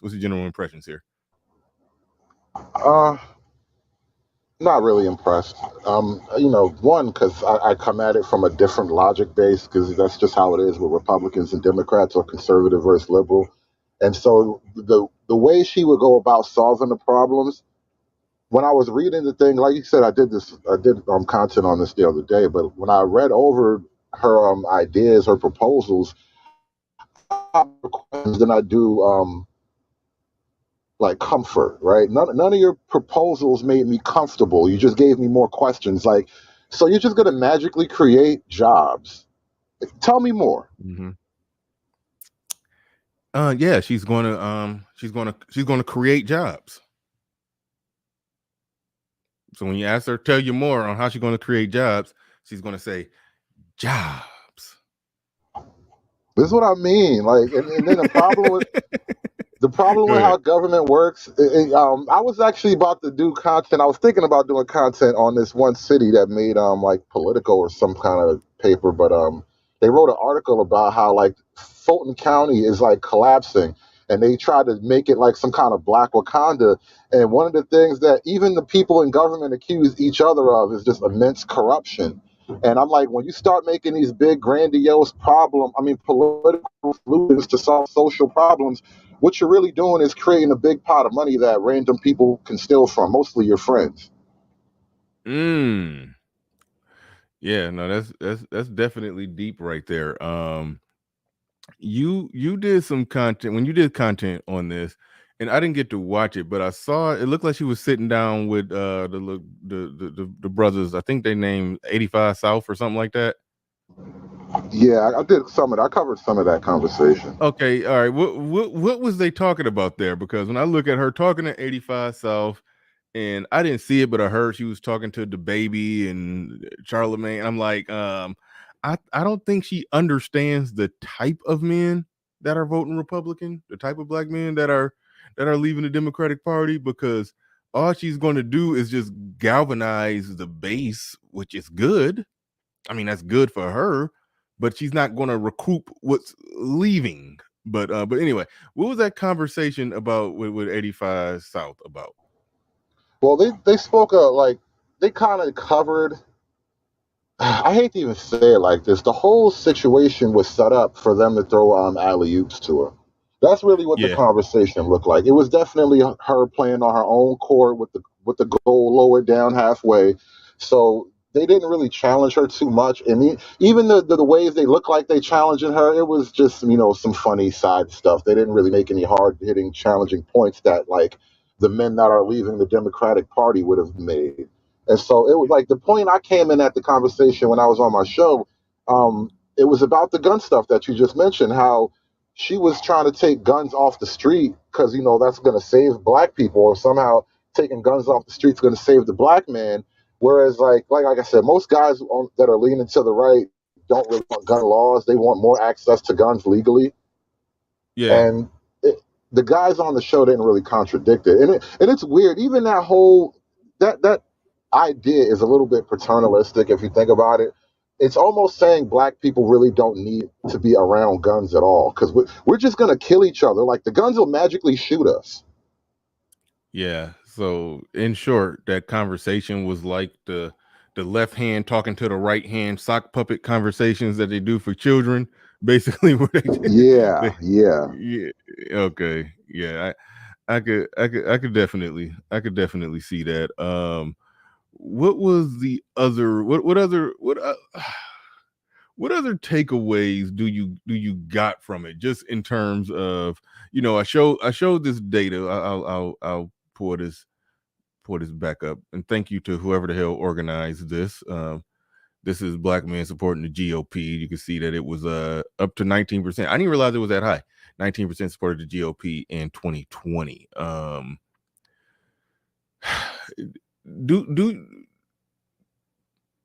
What do you think? I'm trying to ask you, what do you think that they're thinking? I guess that's a weird question to ask. What do you think that they're thinking? Because in my mind, they still don't get it.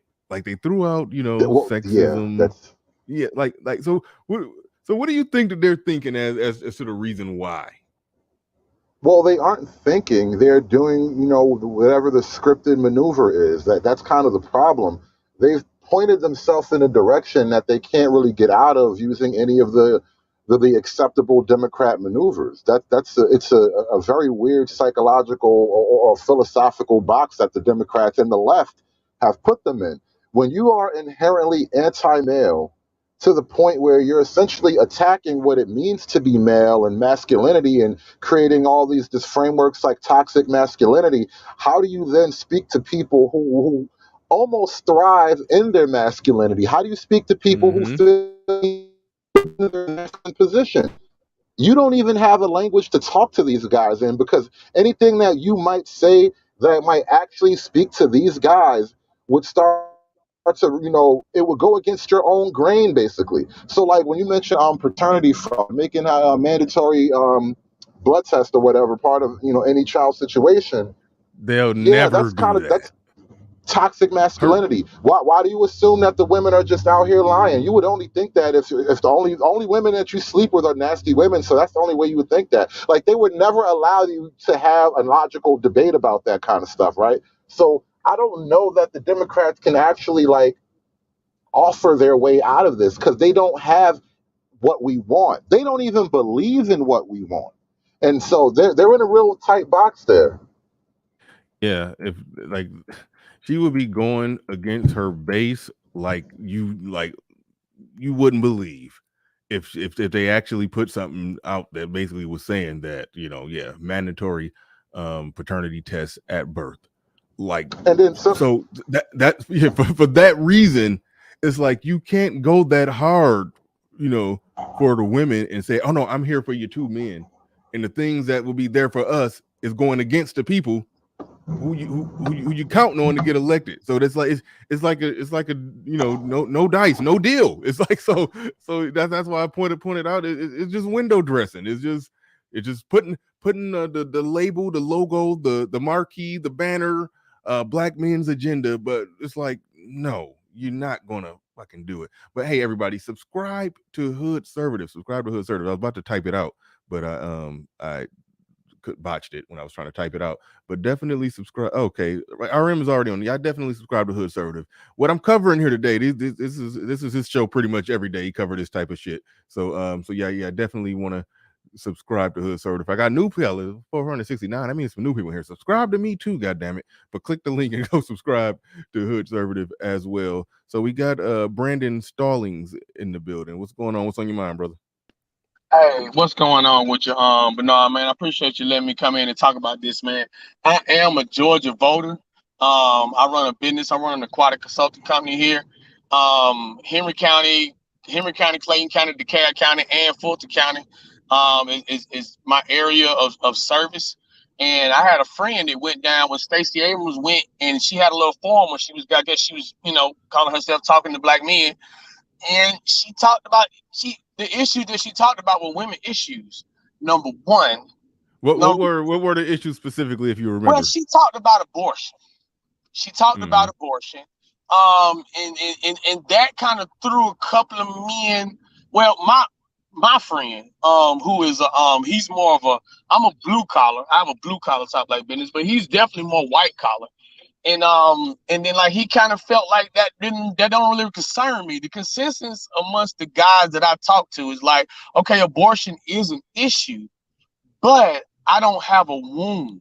So, a lot of guys are indifferent to it. They're kind of like, all right, you know what I'm saying? Like, like that's not my problem. You know what I'm saying? At the end of the day. So abortion, what did she talk about? She talked about she did talk about the jobs piece, right? But she didn't say anything about how she was gonna do it. She just said, I'm gonna try to bring more jobs. And it's kind of like, okay, okay, like you're gonna try to bring more jobs. Okay. Now a guy did say something about one guy stood up and he said something about mandatory DNA testing, and they just kind of just ignored his question. Oh, for real? Yeah. Well, I wasn't there. You know what I'm saying? It was a friend of mine, and he was like, yeah.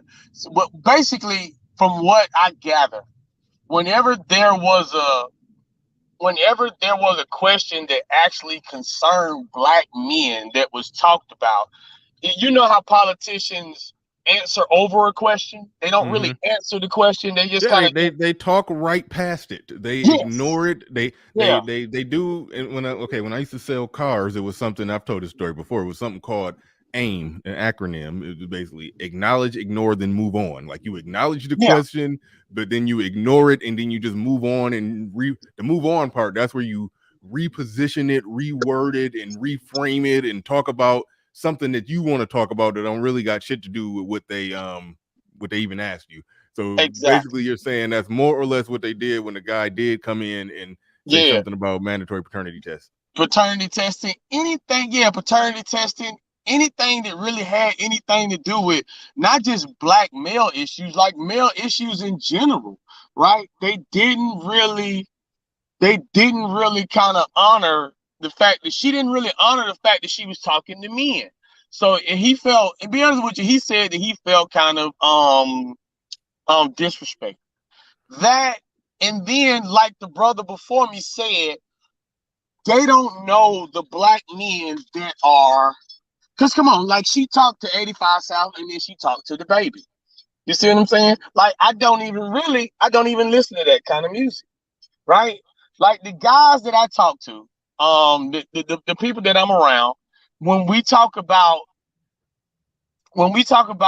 politics, these are men from professional white collar guys to professional blue collar guys who may have their own business like myself.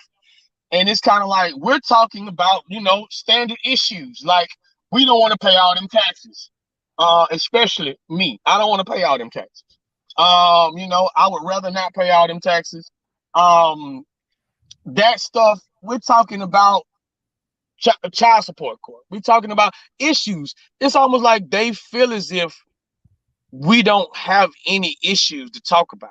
You see, and well, not that they don't care about the issues that we had to talk about, right? It's like either we're going to be on board with what the issues they want to talk about, or it's almost like it's a lot of black men here in the metro area, the professionals that I talk to, right? I'm college educated. Both my parents were college educated.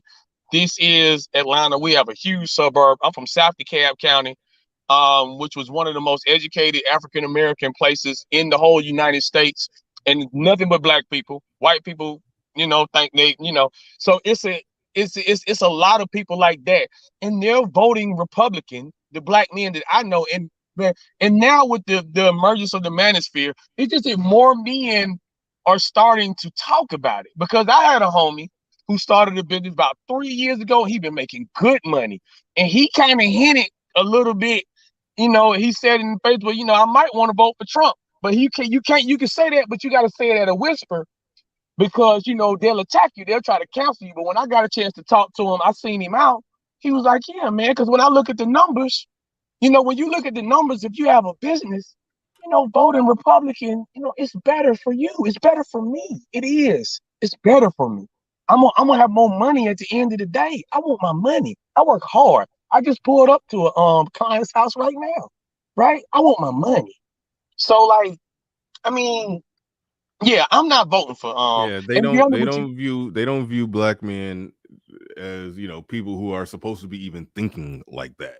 You know, you're looking at it in terms of business owners and paying less taxes, having yeah, less stuff in your way, less red tape when it comes to getting it done. It's like no. They're looking at it more so as in we got to figure out how to help the downtrodden of society, and it's technically nothing wrong with that. Yeah.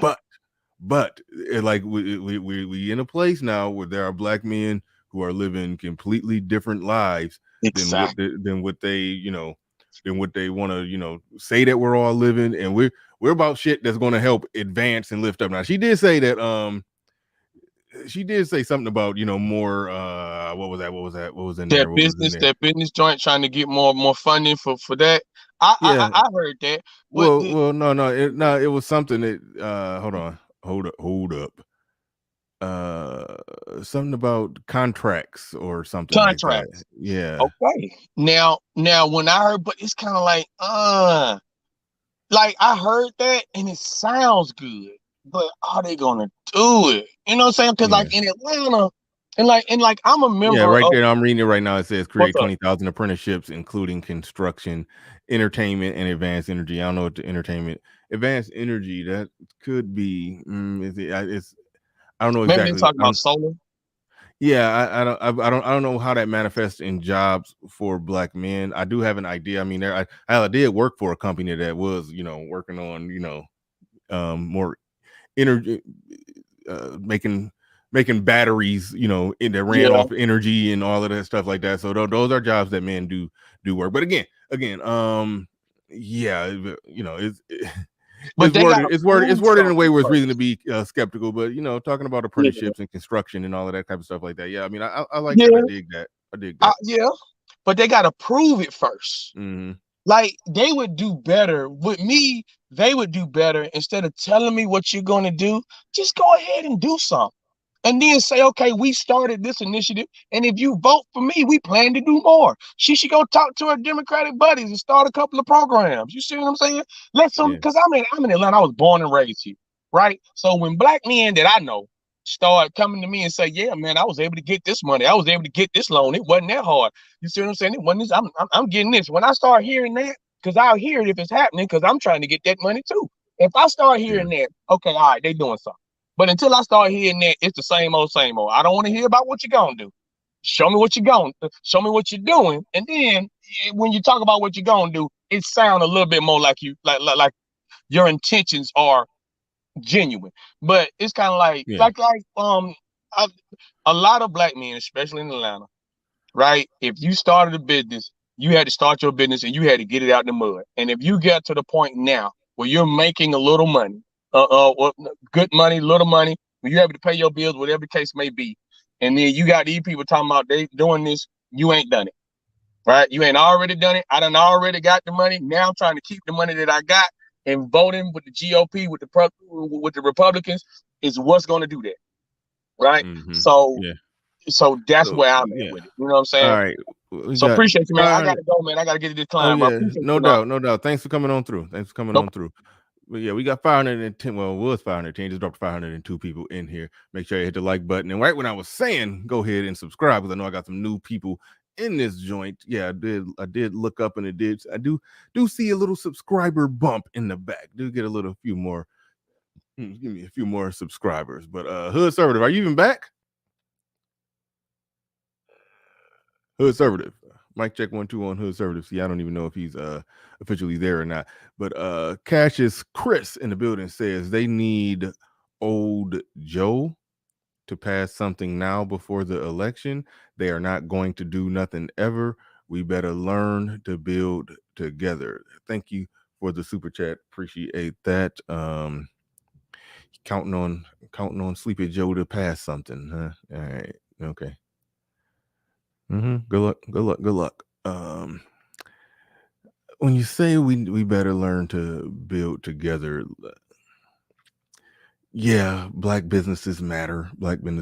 So yeah, if that's what you're talking about, yes, definitely need more black businesses. But black people, you know how we do. We try to LLC our way into generational wealth just by how many LLCs we can create. I was very hesitant in supporting even creating an LLC, because I was like, this thing need to be successful first before I even slap an LLC on it. you know, let me make some money first before I just have a LLC, because I didn't even want to get into that. Just playing the LLC game. niggas got a nigga babysit their nephew twice and started a LLC.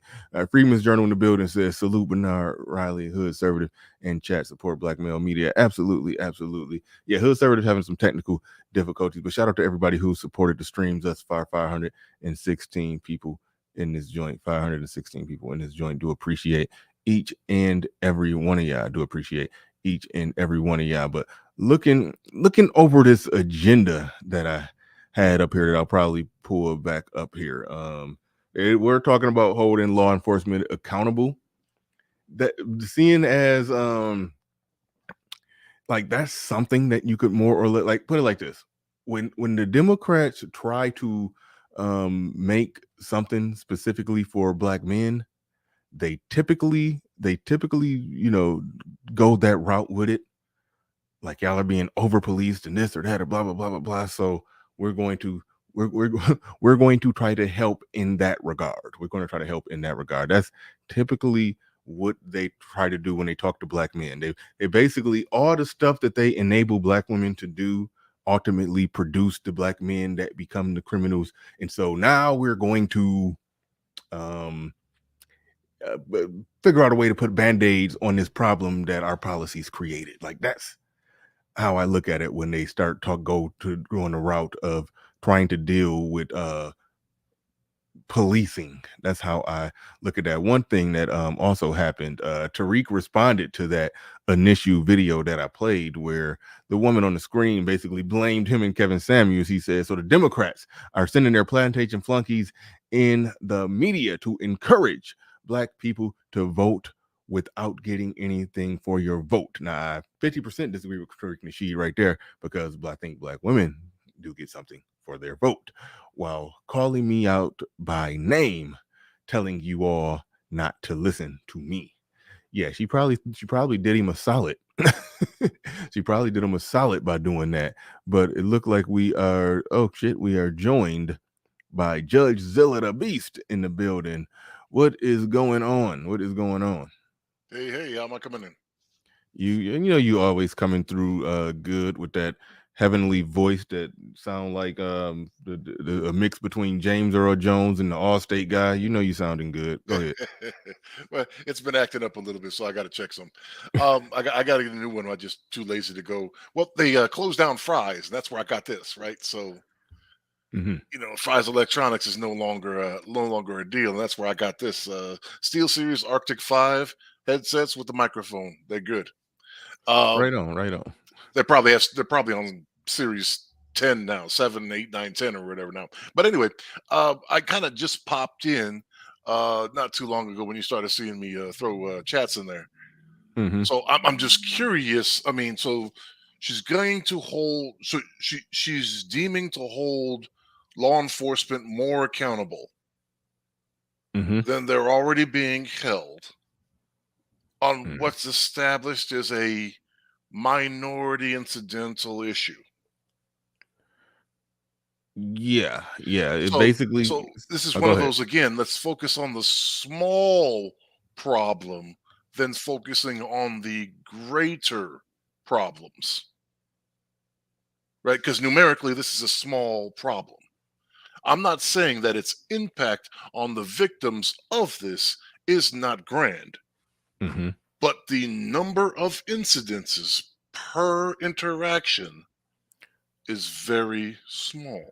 Well, this is a problem they run into when they start getting on the hold law enforcement accountable, and they start trying to decriminalize certain things. They're basically trying to end over policing, and so you run into a problem where you can over police and potentially prevent less crimes. You could prevent crimes by over policing, or you could do things to restrict the police, or because it was sort of some defund the police lingo in here, and now that makes your people that voted for you, that makes them more vulnerable to that crime.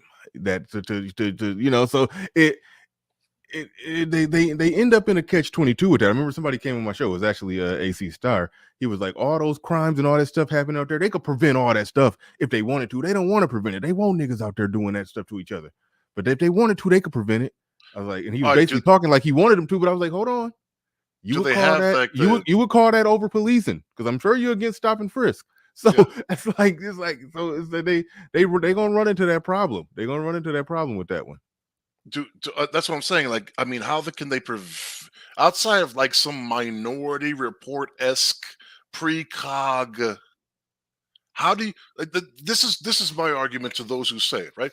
It's much like remember about a year and a half ago, right? I think about a year and a half ago, the cop that pulled up and in 15 seconds the girl ran out trying to stab the other girl. Yeah. Right. And you still have people arguing, well, he could have done something besides that, not even recognizing that he saved a black woman's life. Exactly. Right. So, given my experience, I'm not inexperienced in the criminal realm. How does one prevent crime from happening? I outside of any mystical Doctor Strange, I'm going to look into the future. And, oh, I see. Yeah. Bernard Riley has fallen a little bit on hard times. His subs are down. And, yeah, in about 3.5 months, he's going to hit the federal savings and loan. Yeah. We need precogs. We need precogs. That's all to it. We need precogs to help us out here. Like, it's all these things that you're like, okay, prevent that, and then again, you as you said, jobs poof from. Yeah. I mean, I guess you could you could create. Here's the thing. At least with that, you could create, infrastructure jobs that are necessary, because 20 years ago, our infrastructure had a C-. I don't think it's improved his grades. I don't think it's been studying. So like there are things, I mean, I'm sure that, bridges, roads, yada, yada, yada, that can come in, that you can hire for, right? You can contract and hire for, but, so at least that's not necessarily pure magic, except, when you go to look at the record and say, and how many jobs have you created since you've already been in power? Right. Because you have a history of doing this, right? Obviously. Oh, you don't. Yeah. Well, what Stacey Abrams with her agenda for black men, well, when it says hold law enforcement accountable, it says require accountability for law enforcement and correctional officers, track officers with records of bad behavior and prevent them from getting new jobs, create state guidelines that address use of force, de-escalation, and crisis intervention. And when it's talking about criminal justice and public safety, it says focus on law enforcement resources on serious violent crimes.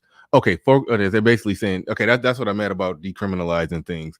It's saying focus law enforcement resources on serious violent crimes. So okay, I mean, I understand that.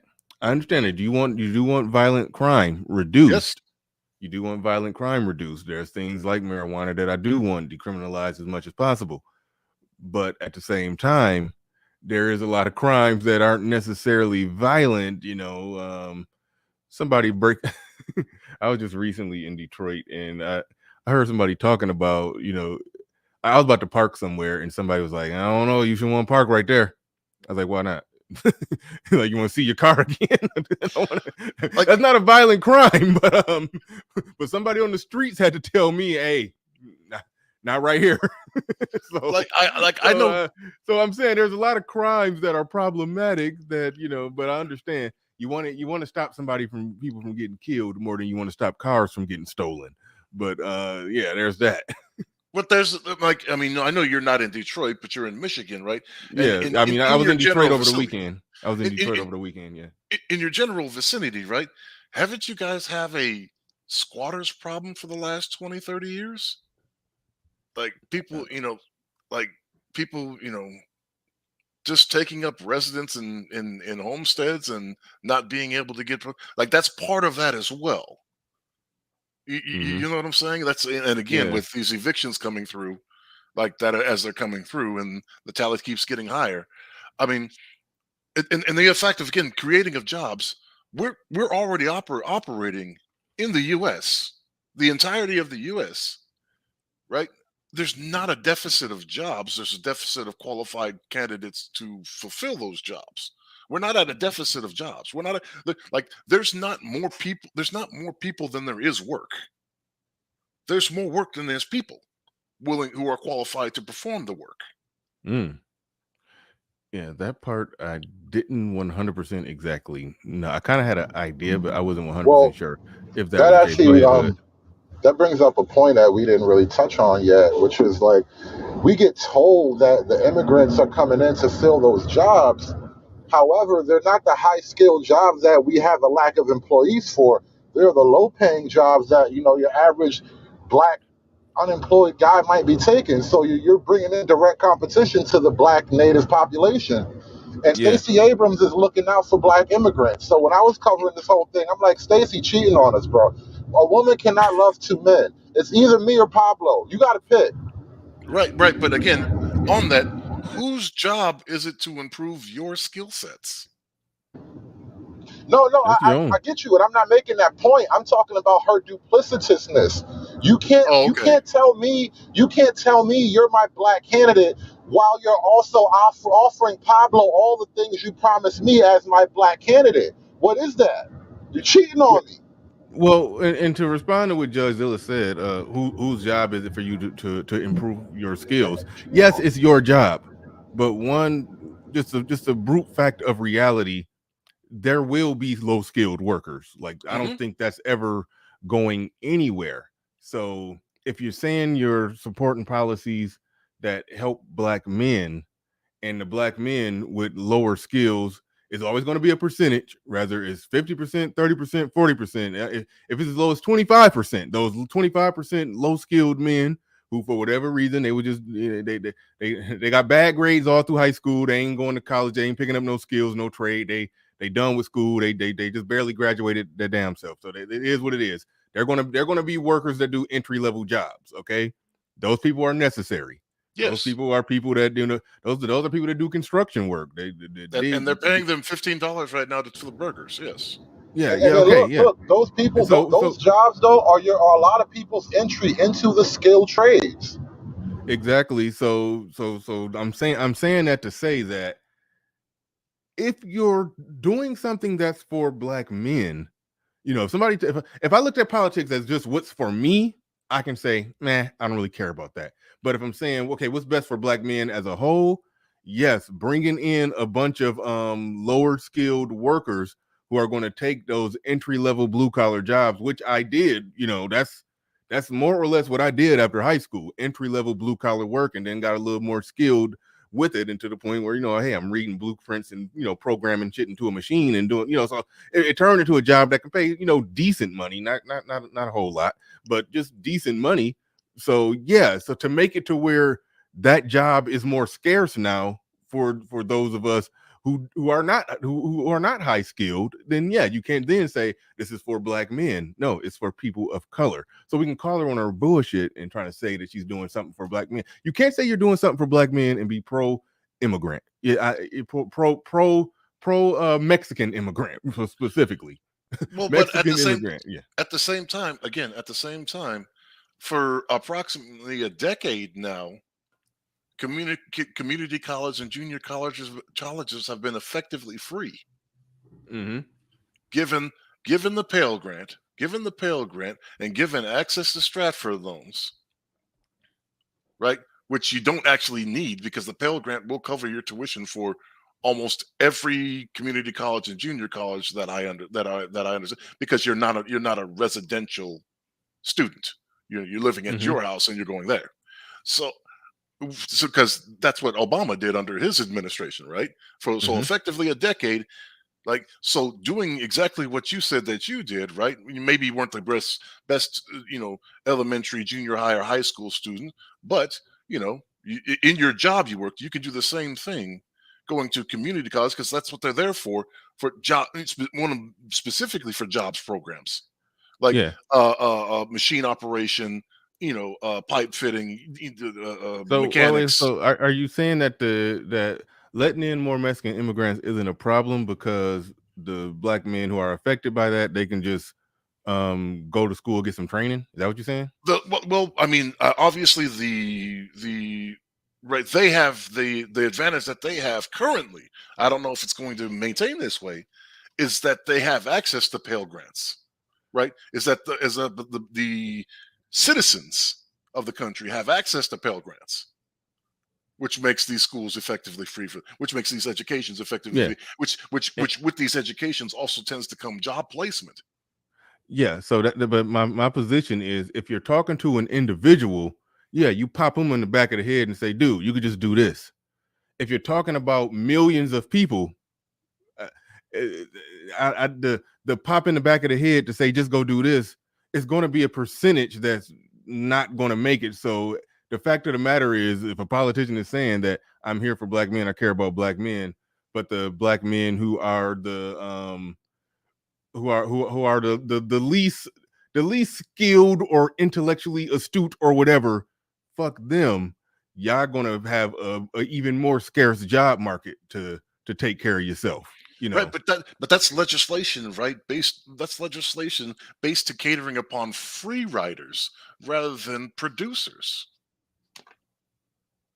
Rather than turning those free riders into producers, that's catering to the free rider. What do you mean a free rider? I'm talking about somebody getting an entry economic level situation. I'm talking about somebody getting an entry level blue collar job. That's not a free rider. That's a working man. Well, no, I'm okay. I must have misinterpreted. I'm sorry. I apologize. Yeah, I think some people are misinterpreting me too, because I thought you were said, I thought you were saying, just thinking that, like, the cart collector guy, or the, you know what I mean, and just like staying there, or no, you should, because they typically have a job, but they're also on social programs as well. You know what I mean? Oh, okay, yeah, no, I wasn't necessarily talking about that guy, but Nate is saying, I think some people misinterpreting what I'm saying. He's saying there is no excuses for failure in this country. Period. I agree 100%. I agree 100% that there is no excuses for failure. However, as black people, right of center, black conservative people who are right of center should be able to see the problem with opening borders to Mexicans. Yes, that's going to come over here and increase the workforce at the lower level. That's going to make it harder for the lower skilled. Like I mean, put it like this. Trust me, I'm in Phoenix. I understand that. Yeah. Okay. All right. So that's what I'm getting at. That's what I'm coming from. One of my first gigs. My pops was a supervisor at a roofing company. And so one of my first gigs was great in the what was that be, the 80s or 90s, early 90s, late 80s, early 90s. I was making really, really good money roofing as a loader. It was really good money. I was making $20 an hour doing that, $20 an hour, effectively, whether you got paid by the hour or by the square. Mm-hmm. A decade later, due to the low cost labor, that was a $10 an hour job. Damn. Like, and not worth getting up in the summertime, getting up on the roof in the summertime. Oh yeah, and by the way, you increase the amount of workers, you decrease the cost of labor. There you go. Yeah, so that's another problem with it too. And low key, to go ahead and get chauvinistic, all these goddamn women in the workforce, that's making the price of labor lower, which makes it harder for a man to do what he used to do, and that's take care of a family without the woman working. And so now when they saying it ain't enough men that make enough money to take care of a family, it's because all you bitches working. Okay, I'm sorry. I'm sorry. I didn't mean to get chauvinistic. I'm sorry. Let's come back. Okay. All right. Okay. Anyway, we have to oppress them. What'd you say? I was really up here just to help you vamp until conservative and so forth and others got in there. I'm gonna go ahead and bounce back out and get back to work. But have a good one, man. Thanks for having me. Nah, stay up, because I can't talk the whole time. I'm going in and out of service. But no, Well, I got Trey and somebody else up here. Y'all don't. I got to get back to work. All right, peace, Judge. But before I pass it to Trey and Al P, I think that's his name. You got anything on what I just said right there? No, I just want to tell you, I went ahead and did the oppression stream, like oppressing women. How y'all doing? Wait, hold on, LP, hold on. And I even had a random woman, come on the panel. Okay, you was kind of borging a little bit, but it sounded like you said you did the stream about oppressing women, and and you had a woman come on the panel. It was a good stream. Yeah, I do want to hear about that. Just full disclosure, even though I made that very chauvinistic statement, I do believe in life, liberty, pursuit of happiness for all Americans, and women should have full legal right to work and chase their dreams. However, moving along. All right, LP in the building. Go ahead. You got the floor. You got the mic. LP, can you hear me? Talk to, somebody off the internet in a long time. So usually I'll probably talk to like I go on Dennis Sperling or something like that. Mm-hmm. Usually, but yeah, about this topic, I think this is, in my opinion, it does benefit Black women, Black American women. And when people say people of color, it's not particularly Black men, but when it comes to minorities or whatever, it's primarily look for example, last year they had $50 billion for Goldman Sachs for Black women. It's an advantage, but then again, in our society, what we're in as a whole, without Black men or without the patriarchy or without the men, we're doomed. Yeah, Black girls rock. Oh, great. Woohoo! Black girls rock. But what about what about the community that we're in? Black men are getting killed. Black men are doing this. When we do something, we do it for everybody. When it comes to sisters, not against my sisters, because I got family that's sisters too, and I love them to death. But at the same time, they do it for themselves. They gain something for themselves. I can tell, as I'm saying, as a society. I'm not saying particularly for them, but I'm saying as a society, it's self-interest. So if that's the case, we need to have self-interest too. I don't care about Stacey Abrams. She's not in my state. I don't care. But Stacey Abrams talking about she's chauvinistic. No, it's something to do with art. They never mention the self-interest of Black men or men of color, whatever you call it. For the men here, they don't have they don't talk any self-interest. So if there's no self-interest, how are you going to blame or how to accuse us for being chauvinistic, and you're not saying anything that we want to hear that benefits the whole Black race? So that's why I'm like, I don't understand why she's saying it's chauvinistic. It doesn't make sense at all. Like, they're just spewing the shaming tactic, just like anything else in our Black community. Mm-hmm. Yeah. All right. Good stuff. Shout out to everybody in the building. Make sure y'all hit the like button. I don't believe. Oh wait, no, I almost missed this one right here. Hold on a second. Just shout out to Freeman's Journal in the building. He says letting in more illegals doesn't matter to Black people anymore. There are so many here that indigenous Blacks have already been replaced. It mattered in 2000. It's truth in that. It's truth in that the floodgates have been open. So yeah, I mean, you got a fair point right there. But go ahead, Trader MBD. You got the floor. You got the mic. Hey, what's going on, Bernard Hood, LP? What's going on? Chilling. Man, this is it's for brothers that have, completely removed themselves from that ideology of thinking, community, whatever. This illegal thing really isn't an issue, and Stacey Abrams' election, it's like, it's an obvious choice. Like, okay, you either don't vote or you got to vote the other way. Because my man LP said, this is about women and pook. What do you mean the illegal thing? I agree with you that it's about women and pook. You said that about Dr. Tiasan Johnson's 14-point agenda. I disagree with you on that one. But this is what an agenda look like when it's about about women in Pookie. But It, well, hold on, real quick. What okay. do you when you say black men who are going the other way or something like that, not worried about the whole illegal immigrant thing? Well, how would you explain it then that white conservatives see an issue with it? Well, they So the black men that go the other way we ain't worried about that. But I mean, even this white conservatives that see the problem with it. So go ahead, explain that.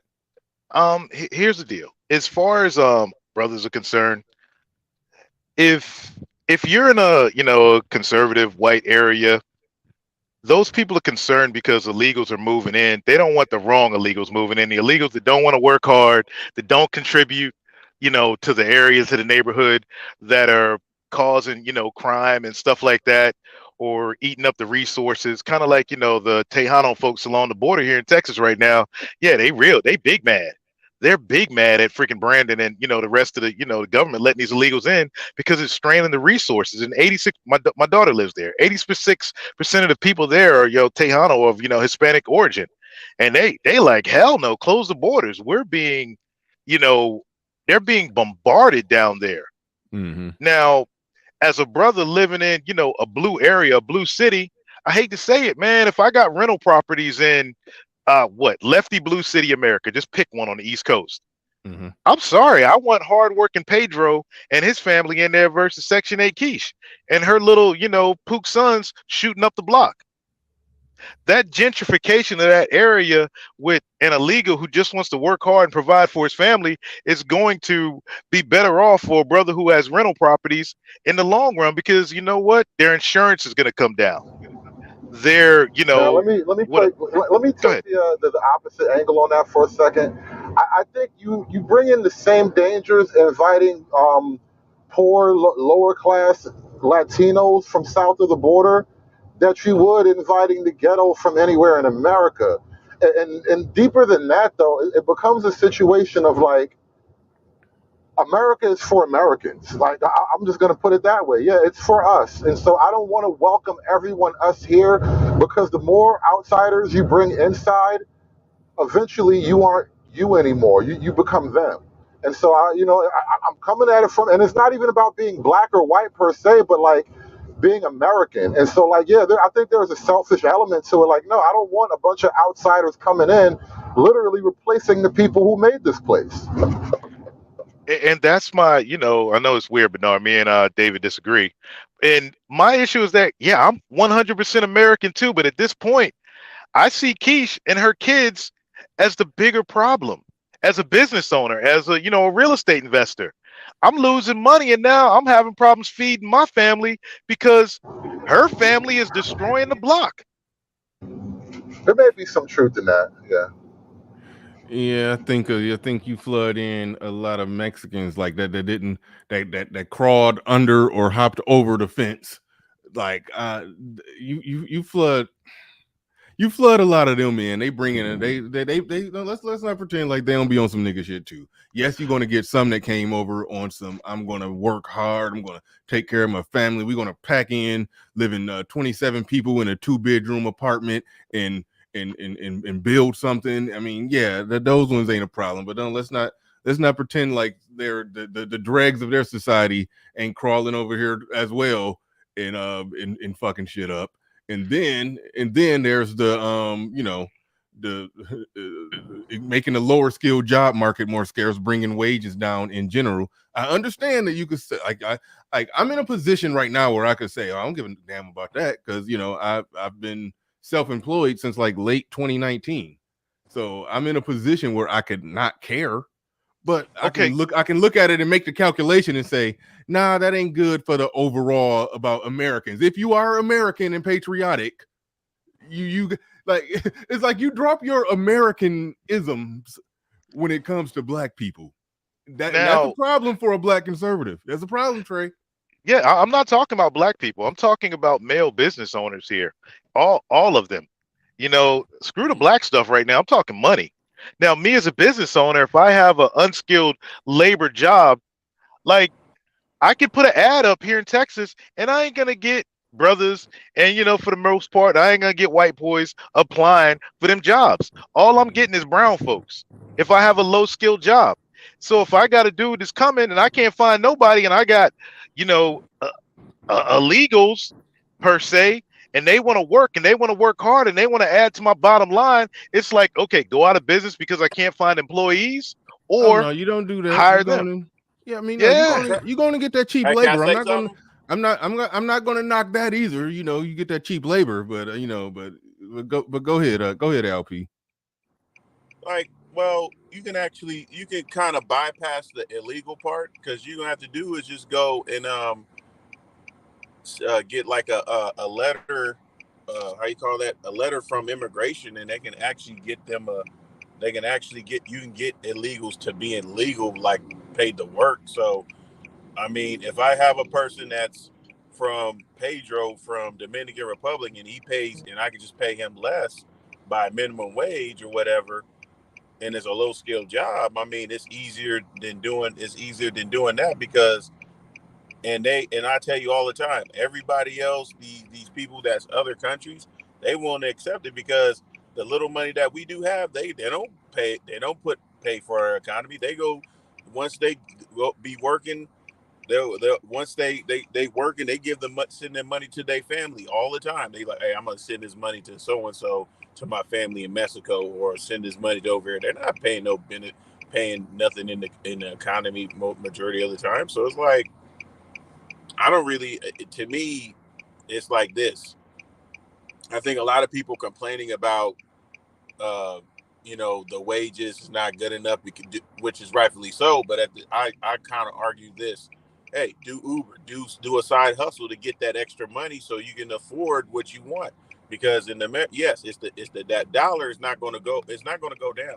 These apartments, that the value of these apartments, especially because I live in Dallas Fort Worth, right? And in Texas, the cost of living is getting higher close to California, but I mean, it's still cheaper. But at the same time, okay, I can't afford paying a McDonald's job. Okay, go get 2 other jobs. Do Uber, do Lyft. Can't do Uber and Lyft. Okay, you can be able to do other things, do other side hustles to make enough money. Because right now we're in a economy right now. We're a self-employed economy. You got to make your own money. You can't depend on one job right now. You know what I'm saying? So Yeah. I look at it like that, in a mindset that, oh, well, we can't afford to pay some bills and stuff like that. Yes, you can. We're in the most freest country in the whole wide earth. You could be able to make millions of dollars if you put your mind to it. I don't. In my point of view, that's why I say it connects to, black men interests. Okay, because we got to get it out of the mud. These women is given to them. They can go to Section 8, get what they want, and it's given to them. They didn't get it out of the mud. I'm not saying all women don't get out of the mud. Some women, they do deserve the respect if they get it out of the mud without no government assistance. But at the same time, majority of these women that talk all this independent BS, that's all cap, because all the government system is catered to them. Like, it's catered to them. That's the reason why we're yes, the black men are very conservative in some aspects, because we want to have more money, because we have to earn it. We have to build what we want. What we want to get, we have to get it out of the mud and have to build it and work it to be the best version of ourselves and have economic prosperity. The women don't, and I don't understand. That's why I say there's a imbalance when it comes to, they talk about, oh, there's not good enough men, and they're complaining about it. But the society what we're in, they're giving women about $40-50 billion to Goldman Sachs for businesses. What about the black men? What about the boys? Well, I We, mean we, that was it would help us Goldman if we Sachs. had That was that, but hold on, wait, time out. That wasn't the government. That was Goldman Sachs. Even though I mean they filthy stinking rich. They're richer than the fucking country. But but at the end of the day, that is a private company that did that. I mean, I think it's kind of yeah, goofy. which But you you think can't about it, if you can't lump that in with talking about what the country does versus what a separate a private entity does. No, I'm saying like in the society, far as like our self-interest when it comes to voting, when it comes to all, I'm talking about all aspects. I'm saying like in all aspects of life, what far as like businesses, what opportunity, what our vote for, what are everything that we do as a whole in the society, what we're in, that the women is given to them as a whole. I'm not. There are Yeah, exceptions of rule, but they are as a whole. they Men, giving we more. have. I agree with that. I agree with that. Yeah. And maybe I missed part of what you were saying because I was trying to pull something up, but no, I thought you were lumping in Goldman Sachs giving I think $10 billion over the course of the next 10 years, and you're saying that's not. Here's Go one of ahead. the things with that, Bernard, is that as men, we got to work for everything. As men, you're not going to get any handouts, any Yeah, agenda being told that, oh, yeah, what about this for black boys and black? No, men aren't going to get anything. There's no man, regardless of whatever, minus some freaking Decepticons, they might get a little something. But if you're a man, cisgendered, whatever, you ain't getting nothing. You're going to have to go out and work for it. Now, a no, I little get that. hustle. I get that definitely. Yeah, we're talking about welfare. We're talking about welfare. I definitely get that. Definitely. Yeah, you got to work. I'm sorry. Damn, you Now, muted I up. was I don't going to know if say, you. Oh, go ahead. yeah, I was borging a little bit. If you got a little game, a little little underhanded. If you're married to a POC woman, okay, cool. Goldman Sachs, you doing this? All right. If your woman's a little melanated, hey baby, I'm about to apply for this in your name. Hey, I'm gonna coach you up, and this is what they're gonna say. So cool. They give your woman that money. Really, they're giving it to you, and you use that as seed money for your company. Oh no, I agree. I agree. The game should be worked that way. I think men should definitely, if it's benefits that women can get, then yeah. If you go ahead and if you want, yeah, go ahead and sign up. Have your woman sign up for that shit, but then you reap that benefits. You go ahead and But work that whatever that benefit I, is. And Johnny, yeah, right. You said oh, boys got to build the fuck. Yeah. I don't mind initiatives for black boys. Like, come on, like it is a problem. Granted, parenting matters. Parenting matters. If you're talking individually, if your son is not doing well, then that's your own fault. But collectively, as a group, I think even among other races, I think 70% of valedictorians and all of that is female. It's like, yeah, their female performance in school is much higher than boys' performance in school. We're talking about elementary school to high school, so that is something structural built into the framework that's causing that. So So yeah, stuff if like we're that do need talking to get addressed. initiative if we're talking initiative for boys, okay, we can't just limit it to, the fellas. We got to make it for everybody because regardless, if we only limit it to a specific group, feminism will still win in the end. They will use so men have Damn, to come together and say, okay, boys schools for boys, male teachers, base male teachers, remove uniforms. Let's get in there, teach kids, boys, applicable skills that will help them in life, their credit, building an LLC, working with your hands. Yeah, that's what boys need. no, yeah, I agree, and we do run into that problem as well when you try to make something specific for black boys. I like the idea of that, but I think there is a good point embedded in what you're saying is that you get all men on board with it, then it'll really move something. But then when we run into that problem of okay, now black boys are not the beneficiary of this thing that we push for. Much like how affirmative action, and we ended up not being the beneficiaries of that because women, even white women, came in and got that shit. So that's the problem you run into when it's not specific for boys, and that's what we was criticizing Stacey Abrams for saying that it's a black men's agenda, but everything in there looked like some minority people of color type shit. So that's the problem you run into. But I know I understand your perspective on it. You saying drop the whole black man this, black boy this, black that, and then just think man and what men need to do to move the needle for men. I understand. I do understand your perspective in that regard. LP, do you want to jump in on something else? I guess I'll probably have to be an echo, but similar to what I'm saying. Basically, um, like you said a few minutes ago, um, if J-Lo had said a few months ago about, the 50 billion. This is what I'm not saying like the aspects of the Goldman Sachs, whatever the other races of people. Let's say if it was a woman and they if it's investing or if it's self-interest of a woman, they always, as far as the voting, they always lead up to the man. They always cultivate the man as a race of people. Like they cultivate them, they treat them really well.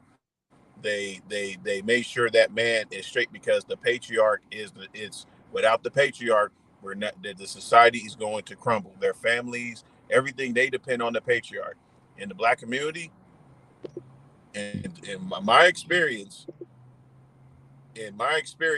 as a black man, and y'all shared a similar experience as black men, the black woman in America don't respect the patriarch, and because if you take care of she don't realize that without the patriarch, we there's going to be dysfunction like this. Look at the kid from that kid that destroyed 15-year-old kid, 200 something pounds, destroyed the whole apartment. And their reaction is, oh, it's a mental issue. No, where's the father at? Where's the kid? Where's the child at? You know what I'm saying? That's why I'm like, I don't want to teach my kids to be disciplined. You teach them when they 8, 9, 10, 11, 12 years old, then you won't have this type of thing. You won't have these issues. You won't have these violence against the mothers and stuff like that, because the mother thinks she's strong. And that's the reason why I don't understand. That's why I say that's one of the reasons why that black men are like, you know what? We don't want to vote for the self-interest because of these issues, because there's these issues not being resolved. It's not none of being chauvinist. It's about being smart and being intelligent and say, you know what? I'm not going to vote for a party that's not going to have my interests at heart, and that's not going to help the patriarch of the black family, because the patriarch is destroyed. It's gone. It's like I said, the black girls rock, all this stuff. Cool, great. Whoop-de-doo. But what about the men? What about the men? Because the women are more, there's more women than men, and they don't cultivate the men or as a patriarch, as the leader. They think, well, I can do bad by myself. Okay, cool. All right. But what about the other? Yeah. All right, cool. Omega Dread's in the building. He says perhaps both are just suck. That's funny. But all right. We got Kevin C in the building. Go ahead, Kevin C. You got the floor. You got the mic. And thank you for becoming a Patreon. I do appreciate that. Go ahead. Yeah. Hello, Bernard, and to everybody on the panel and to the chat. I didn't know how long you were going to go on this. I was actually watching downstairs. I figured I'd come back up and just kind of chime in a bit. To that last gentleman's point, as it relates to the women and what it is they don't want to do as far as linking up with good men and doing the right thing as far as creating families and stuff like that.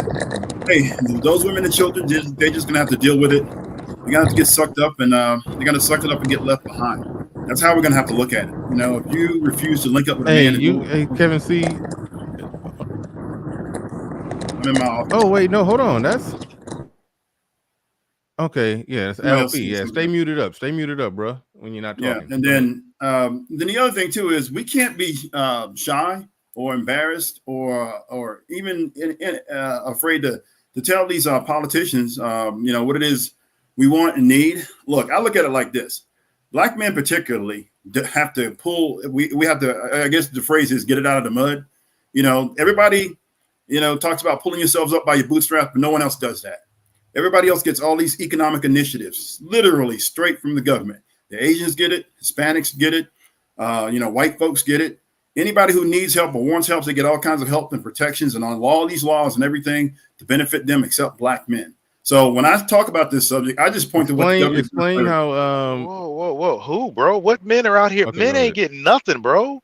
Ain't no other man out here getting nothing, man. That's women. And here's the deal. Yeah. Women, as Alp said, women are going to come together regardless of their color or whatever nationality.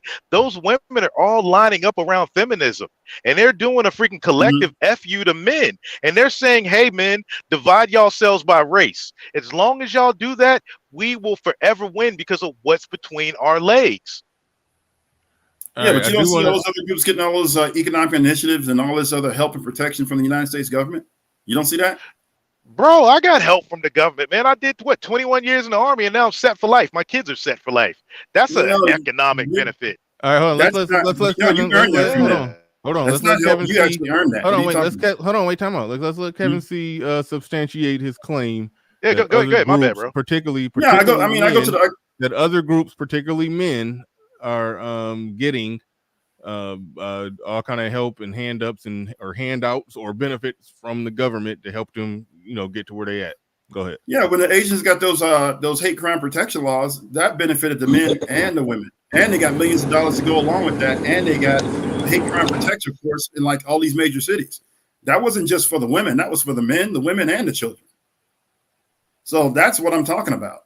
When the Hispanics get economic initiatives, literally from the White House, website, and from all of these other, I look at the articles and I read the stuff, and it's literally right there. Hispanic Economic Initiative. That happened under the Trump administration, happened under the Obama administration. It's happening right now. As far as the people who are undocumented, I mean, I just read an article. They're spending $20 billion. The United States government is spending $20 billion a year dealing with that. That's not something they have to do. They're doing it because they want to. Do you know what happens as a brother when you have a 800 credit score and your business profile is built correctly? Bro, you register as a government as an 8 alpha contractor, and you get contracts handed to you as a minority. Now, if you're a disabled veteran, double it up. All that stuff is available to everybody. It's not just, the 8 alpha is specifically for men. What you just said was you said all this stuff is available for everybody, but it sounds like you're saying all that stuff is available for people with 800 credit scores. Yeah, you gotta. And that's the thing. And I'm not saying hold on. Kevin C's argument is that other people, men, are getting economic benefits from stuff that don't require an 800 credit score. No, that's bull. That's BS. All men are out here getting kicked in the butt. The only men that might be getting that are these illegals coming across the border or some Ukrainian refugees. That's on purpose. That's done on purpose. Now, but every other. What's that? Are you in agreement or disagreement that they should or should not be getting that? Or no, I don't believe in the illegals getting it. But every other man that's American cisgendered out here is under the same struggle. You believe in them working for you for cheap, though. Yeah, I don't believe in handouts. I'm not saying we should be getting handouts. What I'm saying is that that's not an equal and level playing field when everybody else is getting all of this help, protection, and money thrown at them, and then you got to get it out of the mud. Come on now. Yeah, in order for you to get that 800 credit score, you had to build up to that and bust your behind in order to get that. Nobody handed that to you. So that's not a handout. You actually earned that, sir. Yeah, but what? Trust me, a Tejano dude who happens to be brown, living in Texas, ain't getting no benefits, bro. He's not getting anything. A daggone what? A white dude damn sure ain't getting anything, bro. Let's look at that. Kevin C, are you saying that white men get like specific economic benefit packages or something? I'm not going to necessarily. I wouldn't necessarily say that, but I would say the women that they're linked to and married to are getting hooked up. I would say that because again, white women are counted as minorities, so. Yeah, but that's still. Everybody keeps talking about this. She could choose to go rogue on her man at any point. So, and she could, but they're not really doing it. Not in the sense that maybe it's happening with our group. I just kind of wanted to point that out because, and I see folks are like completely disagreeing with that, but it doesn't make sense for me to everybody else to be getting all of this stuff, getting all of these freebies and all of this money just thrown at them, and then black men specifically have to do all of this work to get an 800 credit score on your own and all the other stuff and everything else. And I'm not even saying I want any help. I'm not even saying I want the handouts. All I'm saying is that if we don't, I look at it like this: either we all get it or nobody gets it. Bro, I'm out here in the mud, man, with business owners of every persuasion, and all men are catching it from every single angle. Bro, it's a woman, bro. You coming here as a woman with a nice body and some cleavage, you getting everything handed to you. Yeah, I mean, I think I think it's worthwhile. I think it's worthwhile because like we'll talk. I already could tell we'll talk in circles on this one. Yeah, I think it's worthwhile to do a show where we really critically break down everything that other men of other races have gotten, more or less from the government, and we need to probably break down. Okay, obviously, I don't like to see men on welfare, but if we're talking about like something like some type of initiative to, I don't know, to create more jobs in the trades and in construction and construction and all of that type of stuff. Like I'm with that. I'm with that for black men. I'm down with it. But I don't want to. I'm with Trey in the sense that I don't want us to be on some welfare handout shit. But I don't like that stuff if it yeah, so okay, so we all agree on that. So if we can agree or even look it up and find that other men have gotten, economic benefits that were related to business or skills or trade or whatever the hell, but black men not getting it, but they getting race specific stuff, then that is something to make a fuss about. But I don't know for sure. I don't know for sure if other groups of men are getting it exactly like you're saying. If they are, I want to research that, and then we have to look at that from that perspective. Yeah. But here's a go ahead, sir. Go ahead. As a POC disabled veteran, partnering with my other POC, half Guamanian, half Samoan homeboy, like we both get double the benefits by partnering up. We've done it. Like I've received benefits just because I am a black man. That's why I'm calling cap, bro. I've received them myself. Like I freaking stacked my freaking 8 alpha on top of my disabled veteran. And that's the only reason I was able to do that, because I was a POC brother. My homeboy, who's Guamanian and Samoan, he was able to do it because he was Pacific Islander. We've got it. Yeah. Okay, so that's veterans preference. That you earn that. I don't see that as a handout, sir. But you didn't hear me. Like the 8 alpha is only for us being minorities. Okay, but you also get veterans preference, and there's nothing wrong with that because that's something that you earn. Okay, here's the deal. But I've never used the 8 alpha. Never. He double stacked it. I didn't agree with him, but he was like, okay, man, I want this contract. I'm like, go for it, bro. I don't need to use my race. I can just use the disabled veteran. Yeah, I damn sure earned that one. But so there you go. That's no, not a the handout. race one. Yeah, no, it's not, bro. I mean, I left, part of my body in another country. So yeah, exactly. So that's something that country really should, be squaring your way about and making sure you're taken care of. But no, the 8 alpha. But the 8 alpha, bro, that's just for me being a black man.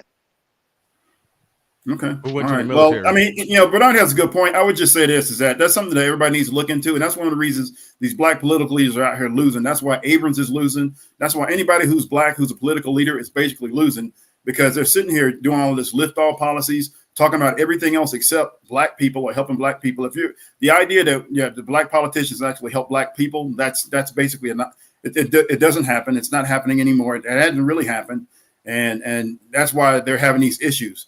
And, when they look at these Democratic run cities, that's always the excuse. Well, these Democrat run cities. Yeah, but they basically put these black people in positions. They have no power. They have no authority. Matter of fact, I just saw a newsreel where Lori Lightfoot got power or authority. Well, I mean, you got a black city out there in Jackson with no water. There's been black people running it for the last 40, 50 years. Hey, Bernard, real quick. They probably doing a shitty job running it. Don't mean they don't got power to make decisions. Yeah. Hey, Kev, Bernard, I got to take off. But I hope we can, do this another time about the whole military and all the other benefits thing. Y'all salute. Doubt. Take it easy. All right. Yeah. No doubt. Peace, Trey. Yeah. Trey has a good point, but I'm just saying it just, so if they have power and authority, why would you not use it? They're supposed to, you got an entire city out there with no water. Why don't they have water? And, there's very little help from the United States government coming in to actually do anything. I suspect that wouldn't be happening to a white city. Matter of fact, the white people in Jackson actually have water. They're fine. It's a small population, but they actually have water. So what's the deal? What's going on with that? So these are just things that I'm looking at and I see. And then, but then you got people like Abrams talking about, well, we need black male votes. And I'm like, well, what are you going to give black people in exchange for those votes? It's not just get my vote, get my vote, get my vote. And then you just, scurry along and go do something for somebody else, and then I don't see you again until it's time to roll around for re-election, because that's basically the process and the procedure. All right, black man swimming in the building. Well, that's Brandon Stallings that was on the panel. He says, when I saw that segment with Roland Martin after that young lady said, I went to Amazon and purchased a Kemp for a Kemp. Excuse me, and he's from Atlanta too, by the way. So there's a black man walking around with a Kemp for Governor T-shirt. We have not seen a black man for Stacey Abrams T-shirt yet, because that's what they had a sign up that still when Stacey Abrams was talking to those black men doing her Hillary Clinton hot sauce in the bag impression, but that's what I called it. But anyway, he says, I'll send you a picture when it gets here. Absolutely email it to me. All right, what else did we have in here? Shout out to Raider Gaines. He says, I don't know one black conservative man doing bad. That is a fair point. You don't see too many of them. Shout out to Dr. Claude. Well, not shout out to Dwayne Rhodes, who's mentioning Dr. Claude Anderson spoke on immigrant men get help. Yeah, that part. Kevin C is definitely on to something when he's talking about immigrant men getting help. JC the Concrete in the building says Trey is right to a degree. Black and white men are getting screwed. Kevin C isn't even living in America anymore, I believe. I know what's going on in my own country. Okay, I'll go ahead and respond to that. But I know what's going on in America. Yeah, I don't think that disqualifies him from having an opinion on what's going on here, just because we got people in this chat that don't even know that everybody else is getting handouts. So what are they talking about? Right. Freedman's Journal in the building. Go ahead. You got the floor. You got the mic. Hey, I just came in to answer SKC's challenge.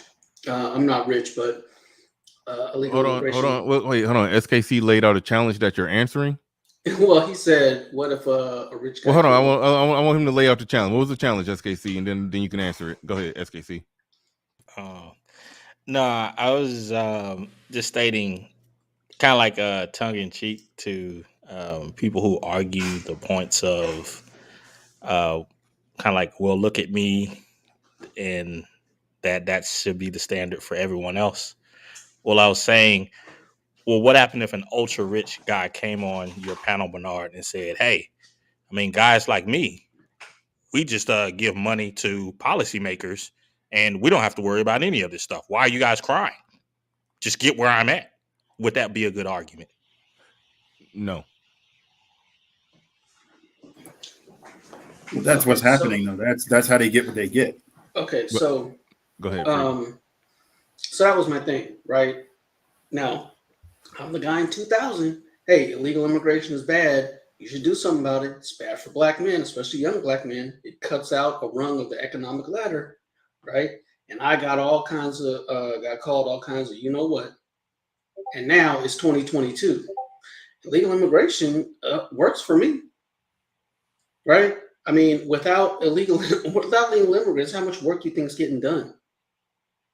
You know, how much? Not much, because all the blue collar business owners I know are complaining about how there's no labor, right? And that's despite tens of millions of illegal aliens.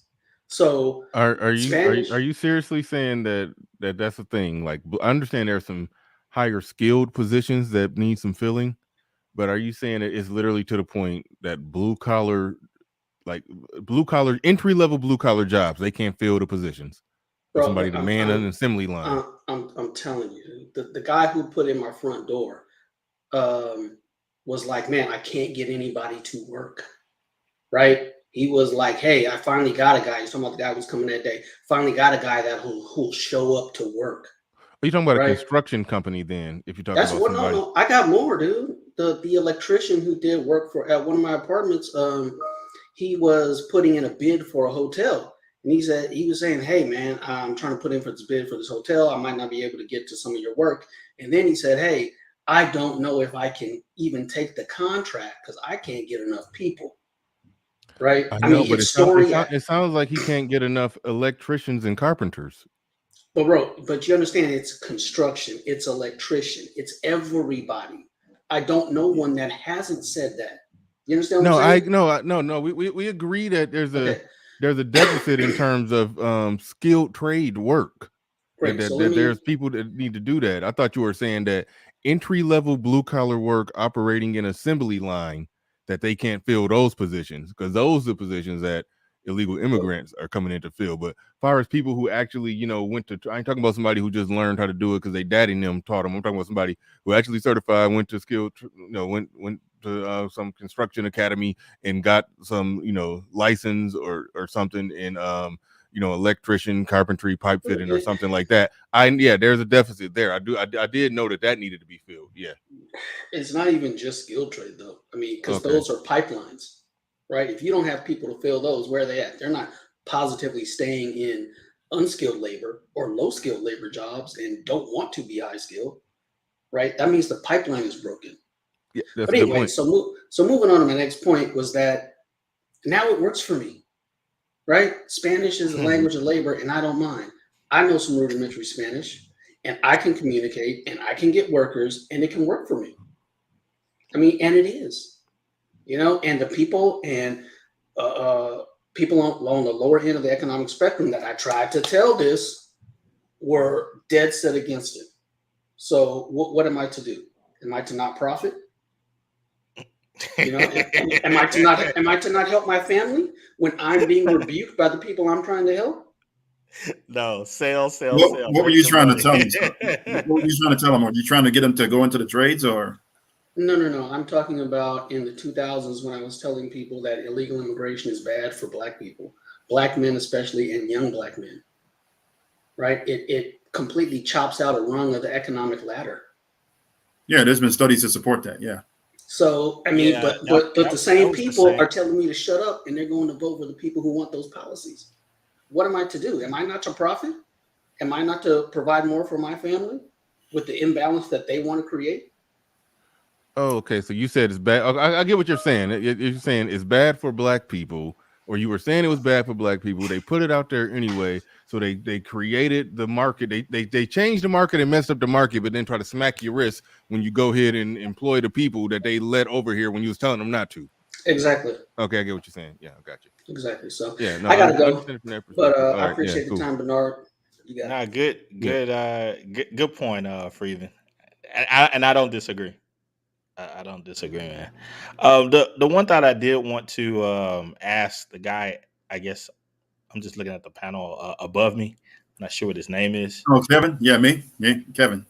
Oh, okay. And maybe as a general topic as well, you're saying about all of the different handouts and so forth.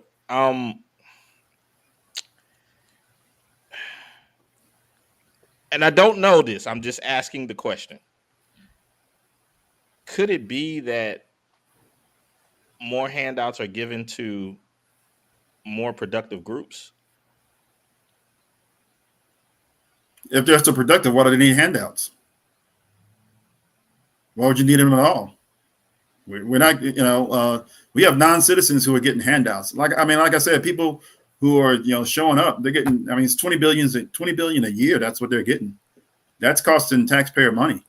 Nobody's really talking about that. And I'm not, I guess it sounds like I'm complaining about it, but I'm just bringing it to light. I look across the board. I see all the economic, they literally call it economic initiatives.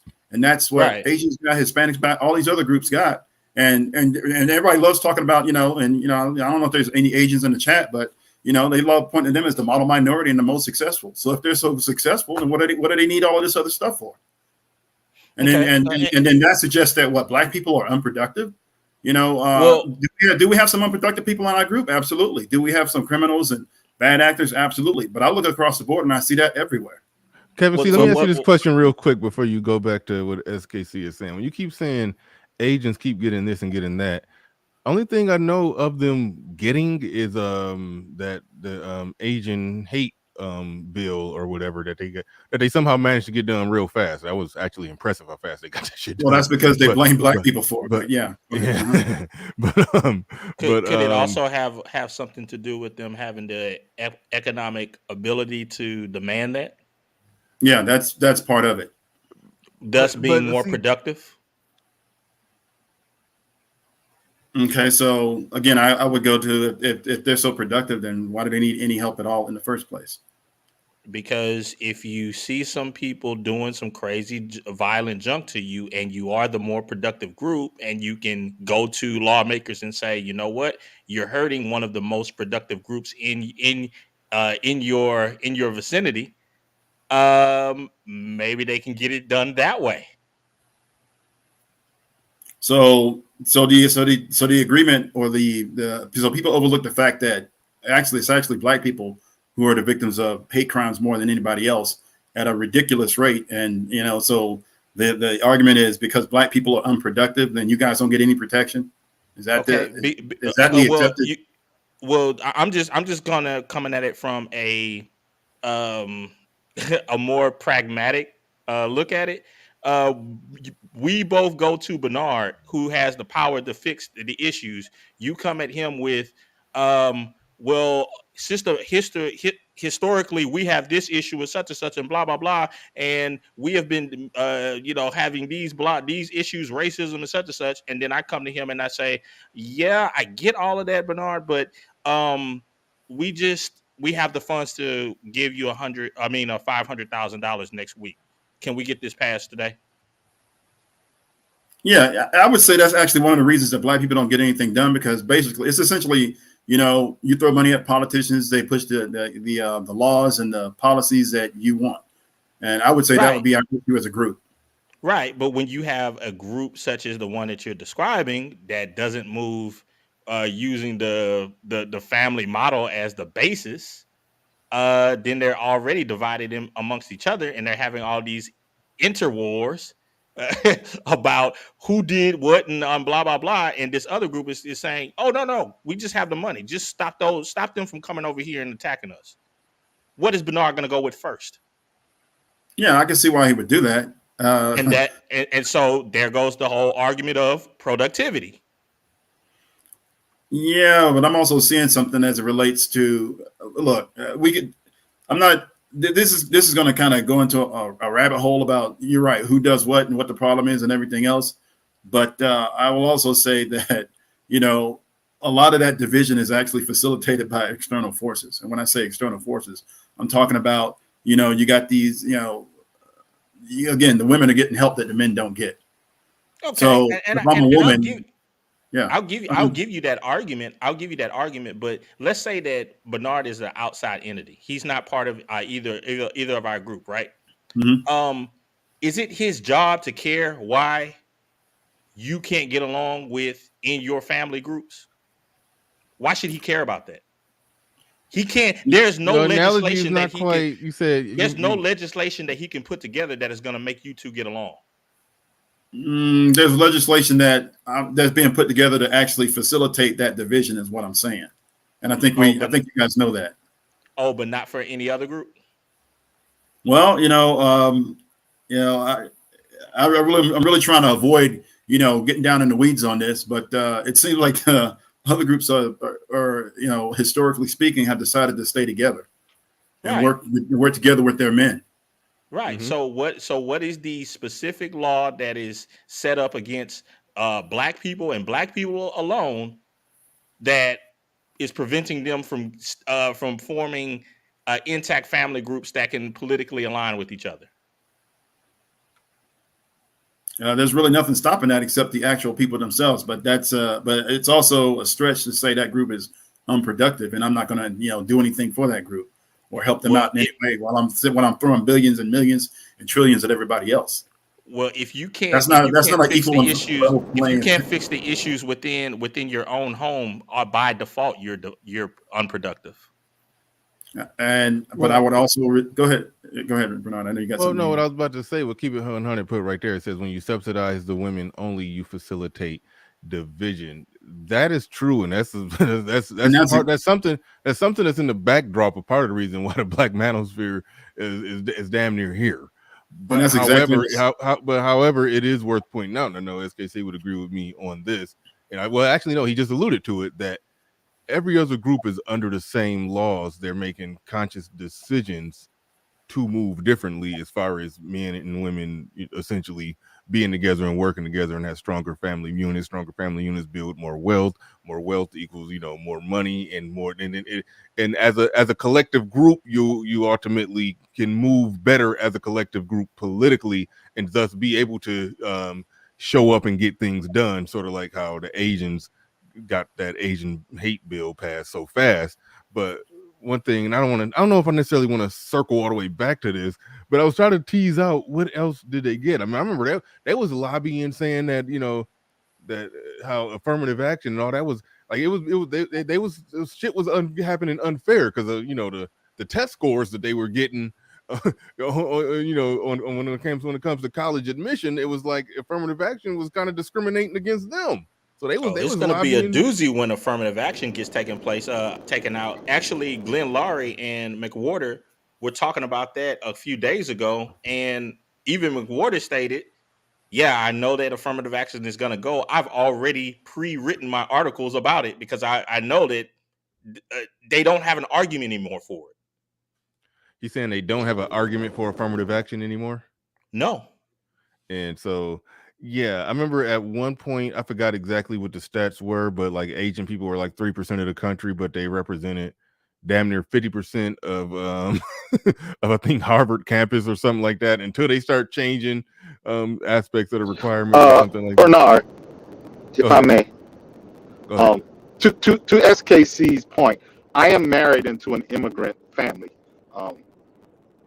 And my sister-in-law, she's not really my sister-in-law, she's my wife's first cousin. She is married to a Mexican man. And for a while, they were not married. And she received public assistance because she had 4 children. Well, what she did with that public assistance was she kept it, and she did not leave her at the time boyfriend, baby daddy. And she continued to stack it up while he worked, and they combined their government assistance with his meager earnings. He was illegal. He did not have papers at the time. And they lived together until things got better. That's not an immigrant thing. That's some hold on. That's some nigga shit. Hold on. We call that. They are. Hold on, real quick, Pablo. We call that hood rich. That's like that. Right. But listen to me.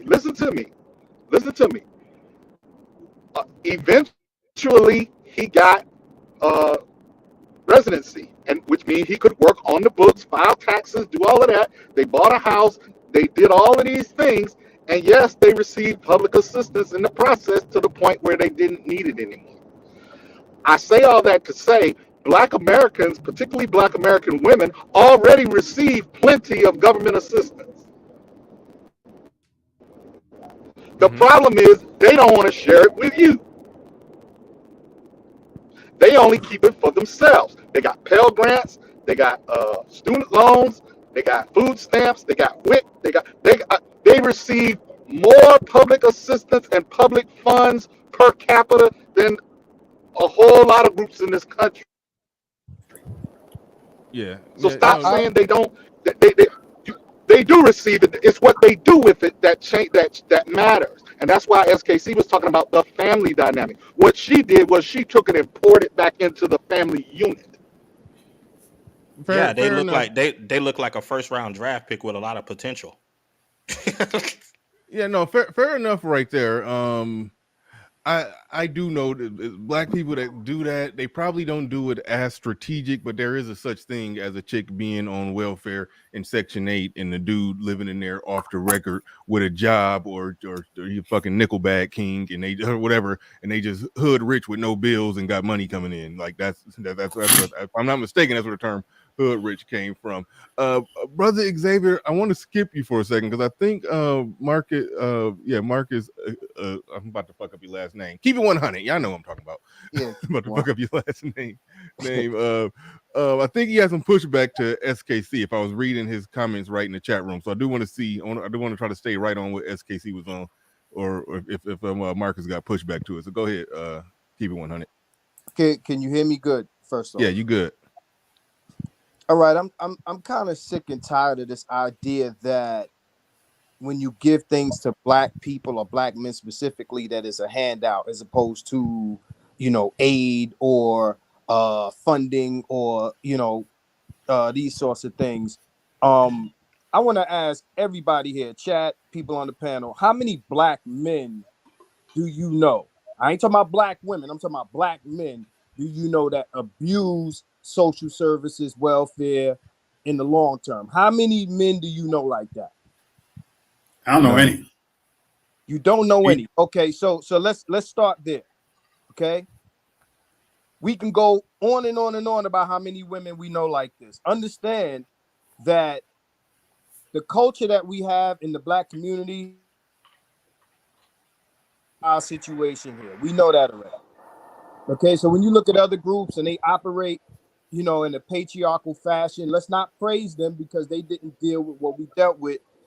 This America created the monster that we know as, the black feminists, et cetera, et cetera, et cetera. These women will go out and they'll get subsidized either social services or they get given these jobs, given these grants, given, everything that homie just said, right? For some reason, anytime I hear, especially black conservatives speak on, let me first say, I don't rock with either side. I'm not what you would call a Democrat. I'm not what you would call a Republican. I don't rock with neither side. Like Chris Rock said, there's things I'm liberal about, there's things I'm conservative about, but gang, I don't do. Because neither party is for black men. Neither one. Now, you want to vote for Republicans, you want to vote conservative, that's cool. If it benefits you financially, I said it earlier, lower taxes is not a long-term solution for black men because look what they did to Byron Allen. I said that in the chat earlier. They don't have your best interest. They just don't. To continue on, my point is, this idea that when we get benefits or we get funding or aid, that somehow that's bad for us, but it helps everyone else. It's not just the government that facilitates things for other groups of men or other patriarchies, but their community does it also. Think about this. We talking about passport brothers. Dudes go down to DR, Colombia, whatever. A lot of these women that deal with the guys that come down there are married. They go right home and give your money to their broke husband. Their poor Dominican Republic husband. But if DR was the black community, those women would not deal with the men in their environment. They would leave them for you. But they don't. When I went to DR, I see women with wedding rings on, selling box. It's like homie said, they get the benefits, they don't share them with you. In the other cultures, they do that. They put the man in the position to win, and that's why their shit works. Okay, this government has taught these women not to share with you. Not only that, they give them everything to make them feel like they don't need you. It's not that black men don't want to do anything or they don't want to do anything with the benefits, because we're measured on our worst and they measure them on their best. Well, let me ask you this. What do you mean when you say the government has taught them not to share it with you? Explain that, because like I always go back to this, that okay, those benefits are there for everybody, and right. If a woman if a woman of a different race is getting those benefits and she's going to use those benefits, and her and her man going to ultimately benefit from it, or the benefits going to hold them down until they get it, until they get on their feet or get it worked out, but they're going to get it worked out together. I don't know how it's the government telling black women not to not to do the same thing. That's I think that's their own free decisions. No, let's not forget that there was a time where they removed men from houses to get those benefits. Okay, it starts off that way. Then you give women this idea, this freedom, this autonomy, where they'll trade you for the I guess the quote unquote freedom that comes with just getting state support. I've said it before: the provider male is dead. The state then becomes the provider, the patriarch. Mm-hmm. Right. So they don't outright say, hey, they did. They did that. I don't think they had to convince them. It's almost like they just dangled a carrot. I mean, but the carrot was the same carrot that everybody else got. That hey, if you're a woman and you got kids, or you're by yourself, or you're going to get the as you said, the handout or the aid or whatever, you're going to get that. And then I think black women did a fucking cartwheel and said, we're going to exploit this fuck out of this shit. I hear you, but they didn't send social workers to Jewish people's houses to make sure no man was there. They didn't do that. They didn't enforce it in the same way that they enforced it in the hood. They came to your house to make sure that dude wasn't there. They came there, bro. And they say that thing didn't exist, bro. That thing existed. My man, he lived with his baby moms, but he had to hide the fact that he was there because she was getting benefits. And this was in like the 90s, late 90s. Yeah, but SKC. Yeah, I was just about to go to SKC. What do you think about that? The social workers, they didn't come to everybody else's house to make sure there wasn't no man in there. They only did that for black people. What do you think? No, not like that. Not like that. They didn't do that like that because other groups weren't at that high percentage of out of wedlock birth rates. Oh, so wait, hold on. So wait, out of wedlock. So you telling me that they were giving married Jewish couples benefits, right? Because what I'm saying is just by the statistics, we already know that Black America at the time when that was initiated, they were the ones that had the highest rate of out of wedlock children being born. It's not about so that. Of course, so of course you're going to send the majority of the social workers to the people who are dealing with those issues the most. No, that just makes sense. No, it doesn't make sense. If you're saying that if you have an able-bodied male in the house, you don't get benefits, then you're therefore disqualified simply because you're not out of wedlock. All I'm saying is you send the majority of the social workers. If a law has been have been put together, you're going to send those social workers to enact that law to the places where that law would be broken the most. It's the same thing if you have police and you had a place where there was an exorbitant amount of crime. That's where you're going to put the majority of your police. My man, let me tell you this. There were Jewish people who were Jewish women that were receiving benefits and were hiding the fact that the man was in the house. You telling me that they were hiding the fact that the man was in the house, but the people who were giving them benefits knew that they were not out of wedlock? No, what I'm saying is just like if you had a city and one part of the city was heavily populated Black, and then you had another part of the city that was heavily populated Hispanic. But by the crime reports is showing that 70% of the crime is happening in this one area. Then as a mayor, you would be out of pocket if you did not send the majority of your cops to that area of town. Bro, according to what I'm talking about, those people should not even be eligible for the benefits that I'm talking about because they have an able-bodied male in the house. Yeah, so it wasn't just that too. It was a couple other things that were happening too. When you talk about deindustrialization, and by the time you get to the 1980s, you get the crack epidemic. Those drugs were thrown specifically in Black neighborhoods. That was a U.S. government CIA operation that literally helped facilitate that downturn and created all the problems, and that actually helped usher in the new age prison industrial complex. So it was more than just welfare. So but that's not the point right now. The point right now is how do we get to a place where our culture is anti-patriarchal, where we want to remove men and replace that with the state. And I agree with Bernard when he says, they kind of jumped at the chance to, get guys out of there so that they could be autonomous and could just take money. Again, I said in the beginning of me speaking, how many guys that keep welfare benefits for years? We know plenty women that live off of Section 8, et cetera, et cetera, et cetera, for an extended period of time. We know women like. Well, let me ask this question: Why are we catering politics to the lowest common denominators among us.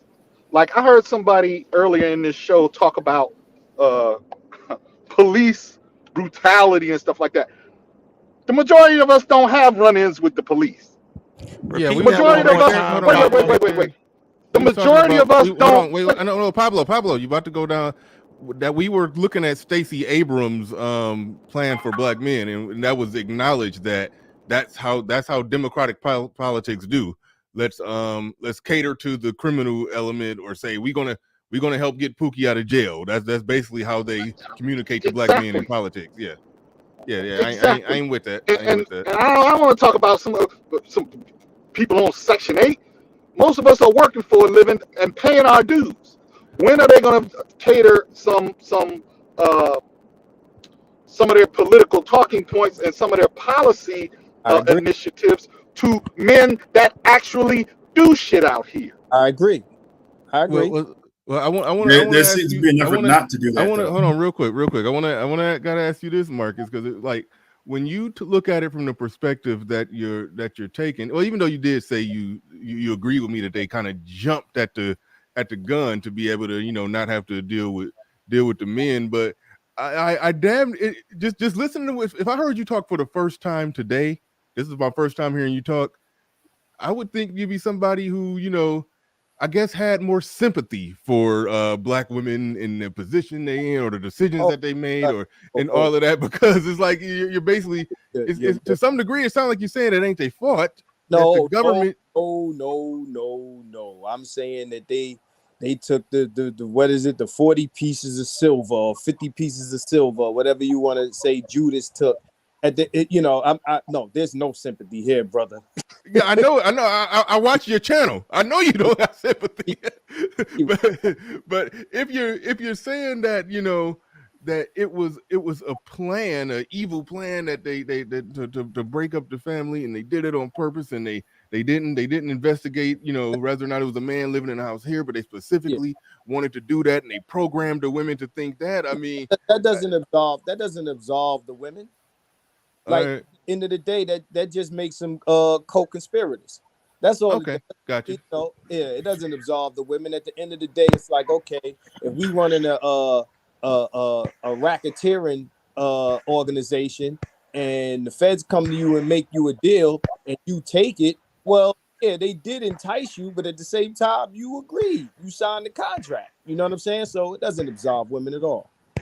Okay, gotcha. Brother Xavier, thank you for your patience. I didn't mean to skip you, but I did want to see you hear SKC and Marcus go back and forth on that because they had some disagreements. So, but go ahead, Brother Xavier. You got the floor. You got the mic.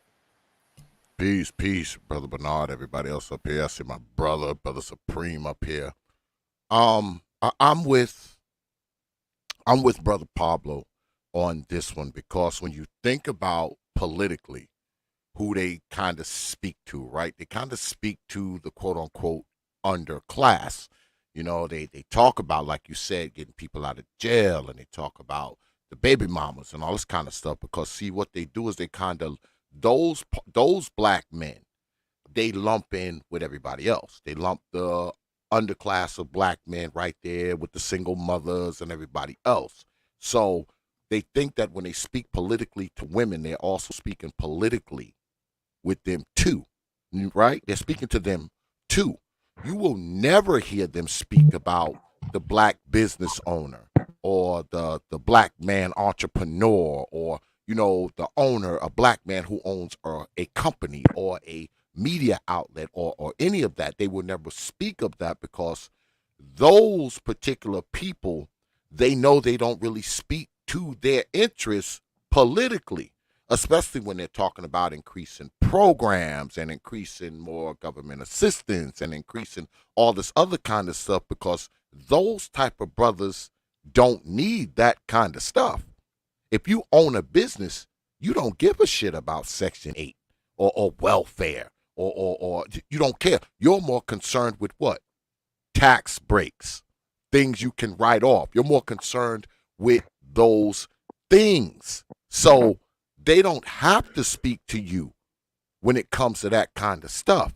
Why do you think you got these people on TV right now talking about, oh, you black men need to fall in line with black women? They're not talking to business owners like myself, like you, like people who are on this panel. They're not talking to us, man.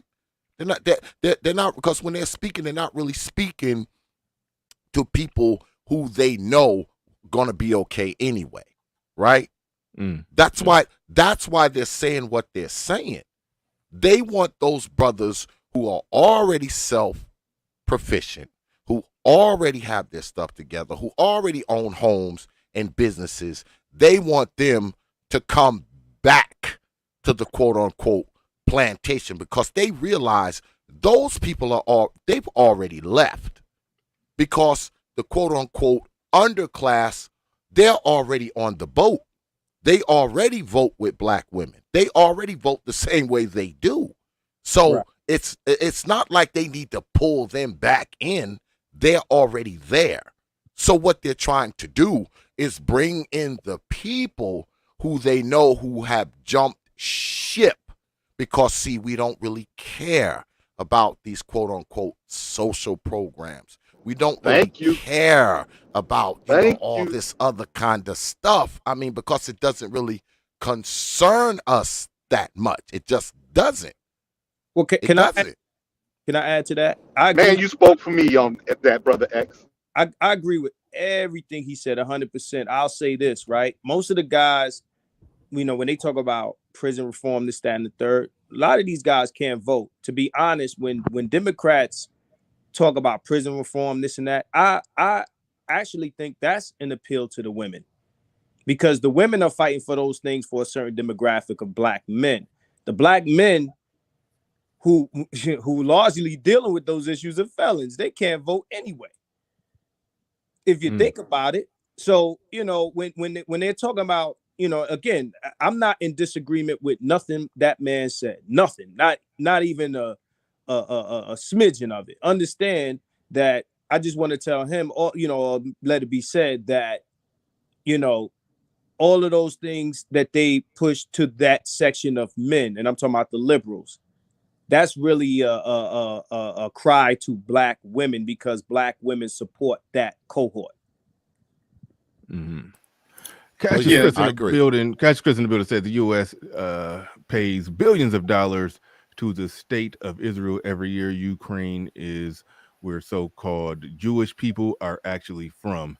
Handouts for years. Thank you for the super chat. Do appreciate that. Thank you for the super chat. Appreciate that. Somebody's asking, drop a link. Oh, hell no, that link ain't getting dropped. That's it right here.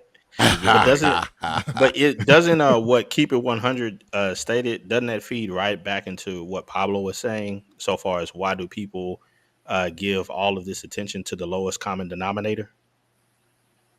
Well, politicians are doing that. Productive men, we're not even interested. Matter of fact, if they start speaking to the productive men, then that's how they could get our vote. If they actually want, the black male vote, because the productive black men are actually the majority versus the unproductive. We're the majority. Don't they speak to other productive men, like part of the sales pitch, with conservatism is that, you're going to be successful and you're going to want to pay less taxes and you're going to want less red tape to stop you from being successful and growing your business and being all you could be. That's part of the pitch. So they do make a sales pitch in there to the productive man on the Republican side. It's just when it's talking to black people, it's that's where I get upset, because it's like black men aren't men, and that message is going to resonate with us. Only help welfare and prison reform and or law enforcement stuff is the only thing that's going to appeal to us. But that pitch is out there. It's just not to us. Yeah, it's not to us. I want to respond to him. I'm gonna say this: black men are a minority in the black community, and successful black men are even more of a minority. Why would the liberals, right? And I'm just speaking matter of factly here, not that I agree with it or subscribe to it, but why would the liberals appeal to successful black men when black women are a larger base? You understand what I'm saying? Like, there's more black women than there are successful black men. There's more of them than black men, period. So there's Right. So then the question arises is if you are one of those people who a black man that is successful or is success minded, and you know that this group is stating we're going to give the majority of our resources to the least productive people within your group, right. then at what point do you say, okay, well, just F black? I want to just go with the man side. Oh, I don't understand what you're asking. Because are you saying when you say the man side, what does that mean? I don't understand. Whatever is best for myself as a man at this point, because when I continue to put forth this black thing, the other people within the group are focusing more of their energies towards not the successful people, but those who have been collectively failures over decades. Well, anybody that follows me know that I'm SYSBM. I feel like black men should do whatever they feel is good for them. But I'm gonna say this: if what you're asking me is go conservative or Republican, No, I'm not saying that at all. Okay, I'm just saying it seems like it seems like you know how this large, like, what was her name, Tiffany Cross, when she stated when these dudes, when they gonna just drop this Kevin Samuel and this Tariq Nasheed stuff and just get behind the black women and vote with them and so forth. Okay, well those groups have focused in and stated that when it comes to black men, we need to focus more the resources towards the most least productive black men within the group. If you're successful or success minded, why would you even want to be associated with any of them? You shouldn't. I think you guys, I don't know at what point you guys maybe misunderstood my message. I'm in agreement with everything you guys are saying right now. Yeah. I'm just saying in general, keep it 100. I'm not attacking you. But you should not. I'm with you. You should not. Anything that's against what you're trying to do and has consistently been against that and is consistently not worked for you. You should be against. But to be honest, and I'm gonna say it again, I don't think that the black man has any sanctuary or relief when it comes to where we should vote, who's for our interests and everything like that. Because what happens is this: I told a friend of mine when Hillary was running against Trump, we're either choosing feminism or racism. It's one or the other. That's what I've been saying from the start.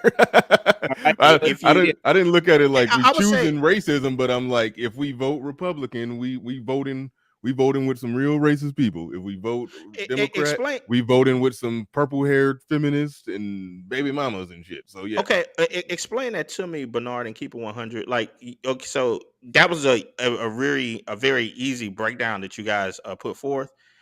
Now, on the other side of the picture, you guys have went into depth about the different issues that pop up if you go the other way, so far as, Keisha and the feminism and how it can affect your family, how it can affect your dollars, how it can put you in jail, how it can put you in the court system. That's why I vote. That's why I vote with the racists. Right. So, and I'm asking on the other side, I'm asking on the other side, what is the racist stuff that affects your life?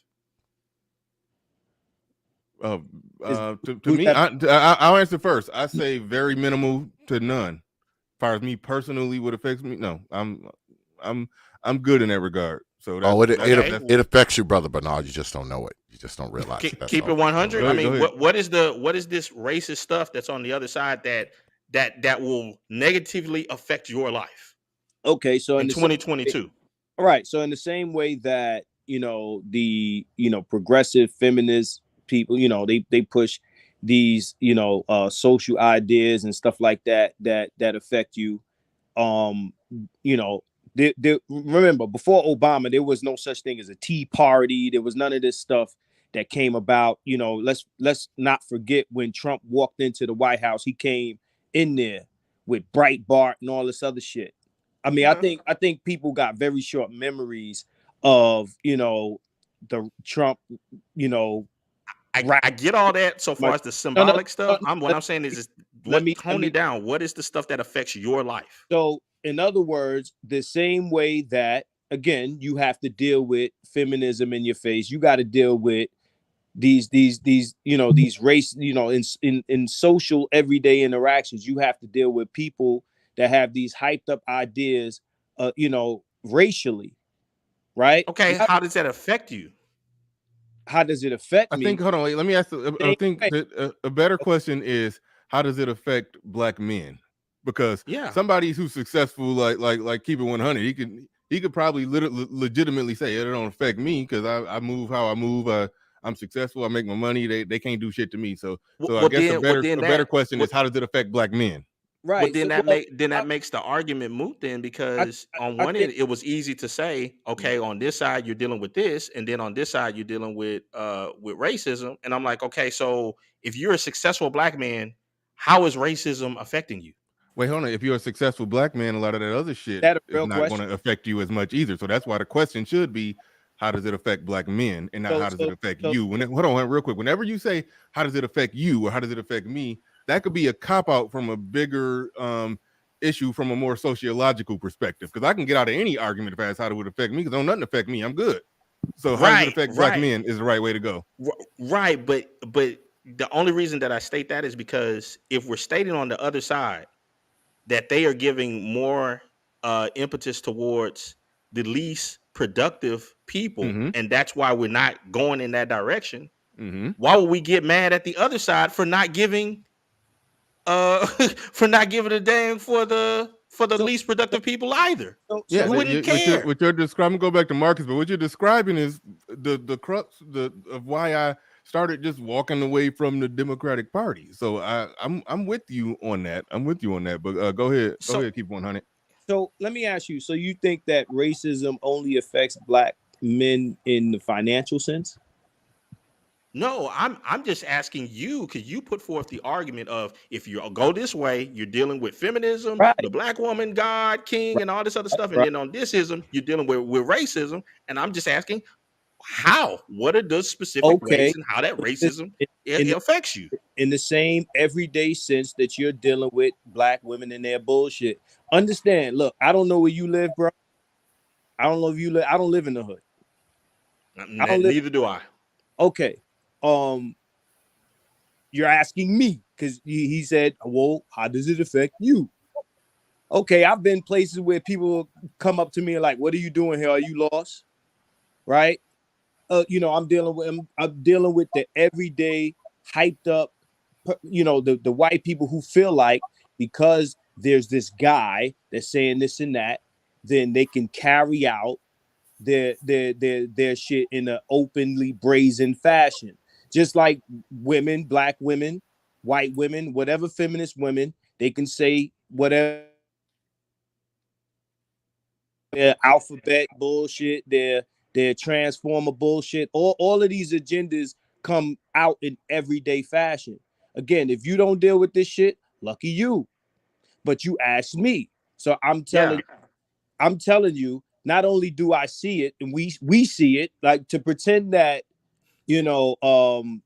Trump, and I'm not blaming Trump per se, but what I'm saying is the message is given to certain individuals that, okay, we can act out now, right? And keep it 100. I subscribe to you. I like your message and whole nine. SY's being a whole nine. But I'm just saying, like, so far, the thing that you have named was you go certain places and then a white man or a white woman says, well, what are you doing here? I'm going to even say, even if you just took it to the extreme, what are you doing here, N-word or boy?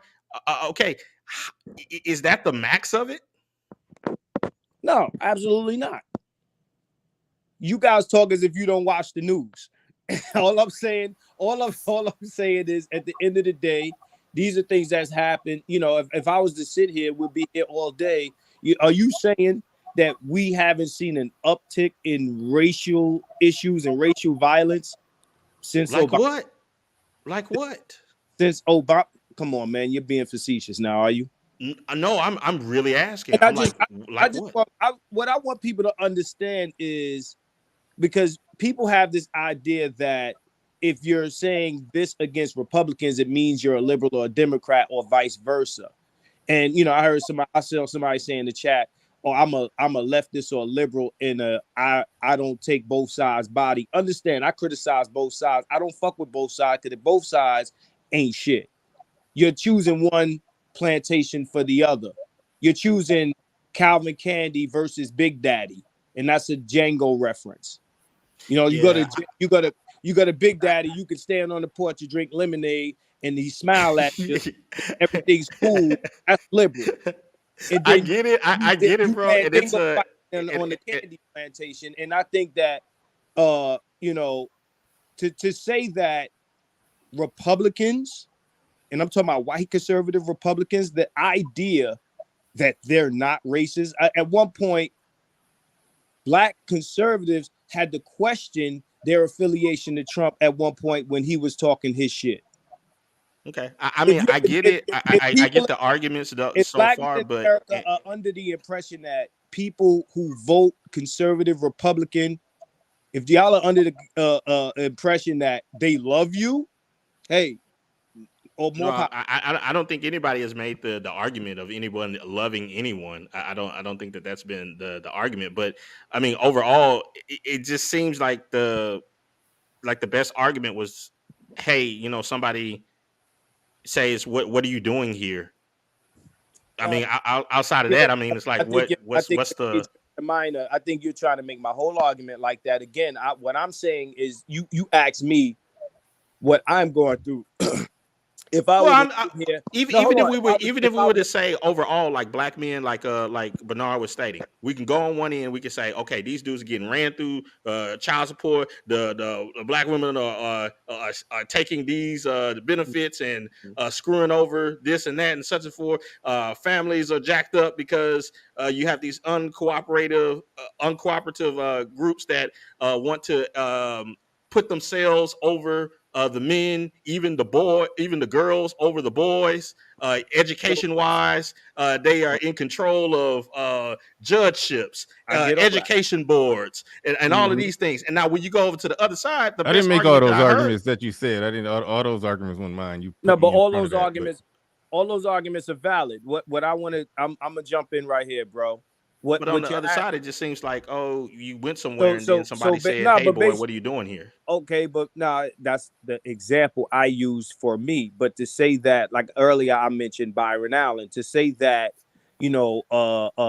right-leaning Supreme Court or right-leaning government does not limit black men, and I'm talking about of the sort we're talking about in any way whatsoever, is a reach, bro. You know what I'm saying? There is a locking out of black men when it comes to certain things. If that's the case, then then we should be experiencing a whole new level of success for black men. And I ain't talking about the small successes or the symbolic success we have now. Okay. I mean, that's a certainly an argument. I All right. mean, There's I could still red counter and line. say There's that a still lot of the losses hold on. that black men have held is because that they continue to pair with So we're a gonna blame group black men. that are anti their interest.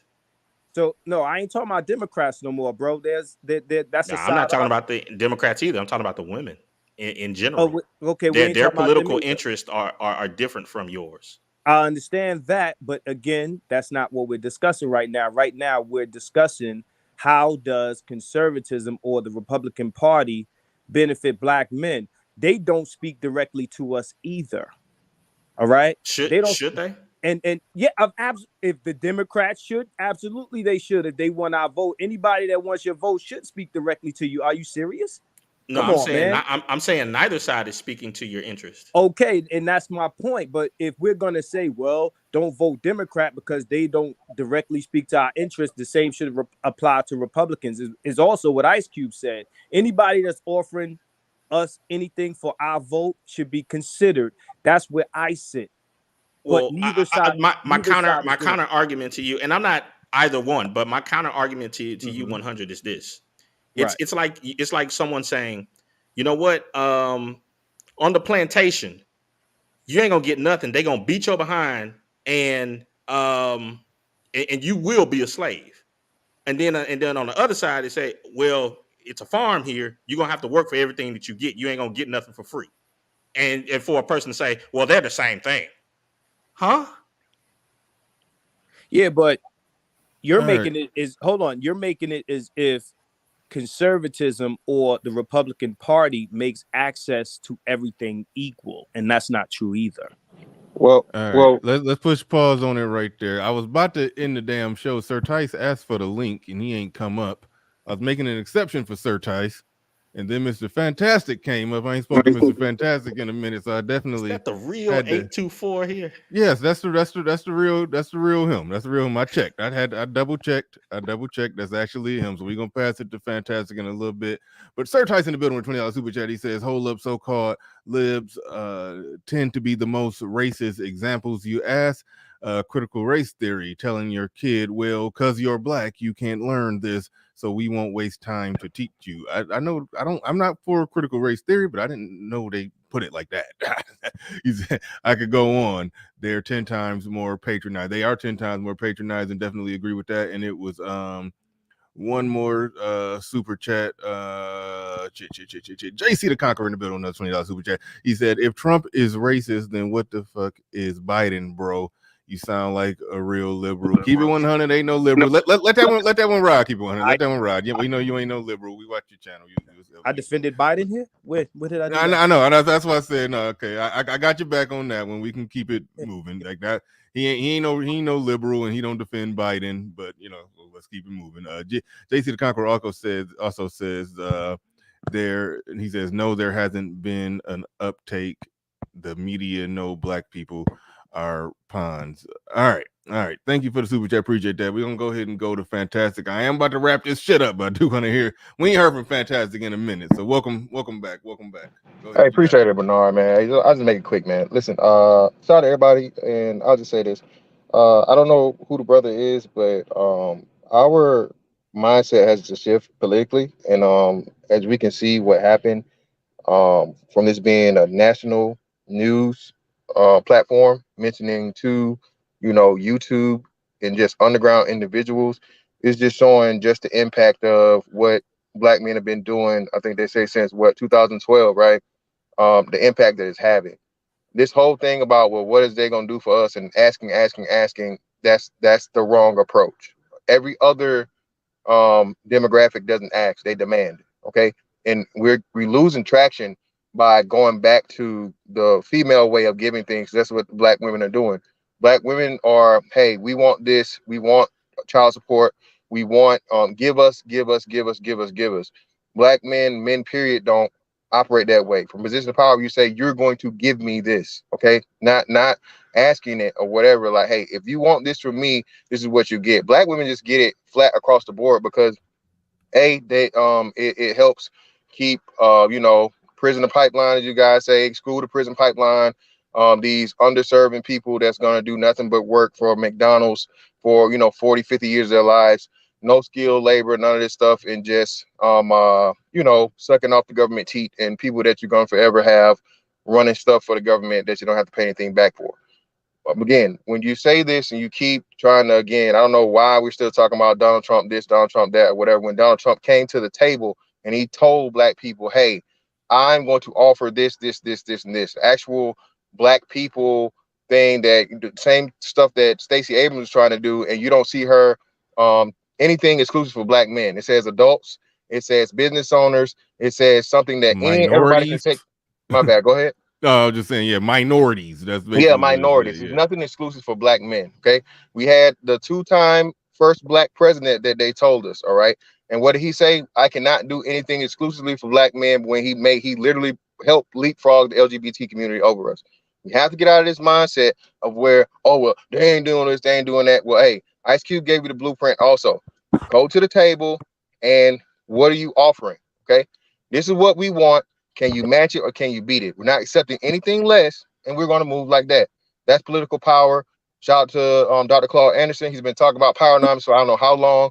That's what the space is about. When you get up here, you complain about and try to vilify the party. I don't give a damn who party it is. I don't give a damn if it's the Republicans. I don't give a damn if it's the Democrats. If the Democrats actually turned around and started producing and giving what they promised or giving anything, I don't have a problem issue voting for a Democrat. I don't give a damn if it's a liberal, a Democrat, a Republican, libertarian. I don't care. Okay, the whole thing is we got to get out of this party mindset. And oh well, they was racist and they was this, bro. We're too mature for that. We're too smart for that. And when you do that, all you do is help perpetuate the Democratic mindset and keep us on that plantation. That's all I got, man. Appreciate you, Bernard. Good stuff, and welcome back, fantastic. Glad to have you back in the fray here, man. But all right, y'all. I got to wrap this shit up. I ain't squeezing the marathon out of me today, but no, this was definitely a good show, one of the best ones in a while. This definitely was good. Shout out to Nate Dog 74 saying to keep 100 that I'll address your statements tonight. Come through. So yeah, y'all can go check out Nate and be cool, Nate. Now keep 100 cool people. Now don't you know you be getting accused of unleashing what did I think Angry Man said? You be trying to unleash the gates of hell on people. Don't try to start a be cool, Nate. Be cool. But no, this was definitely, like Rod saying, a fire show. I'd like to thank everybody on the panel. Kevin C, Keep It 100, Brother Xavier, Fantastic, SKC, Pablo, Judge Zilla, and Hood Server. I think that's everybody who came on. Appreciate each and every one of you. Black Thought or whoever that is, or Night Vigilante. Sorry I couldn't get y'all in, but I gotta roll. And with that said, ladies and gentlemen, we are out of here. Peace. We gone.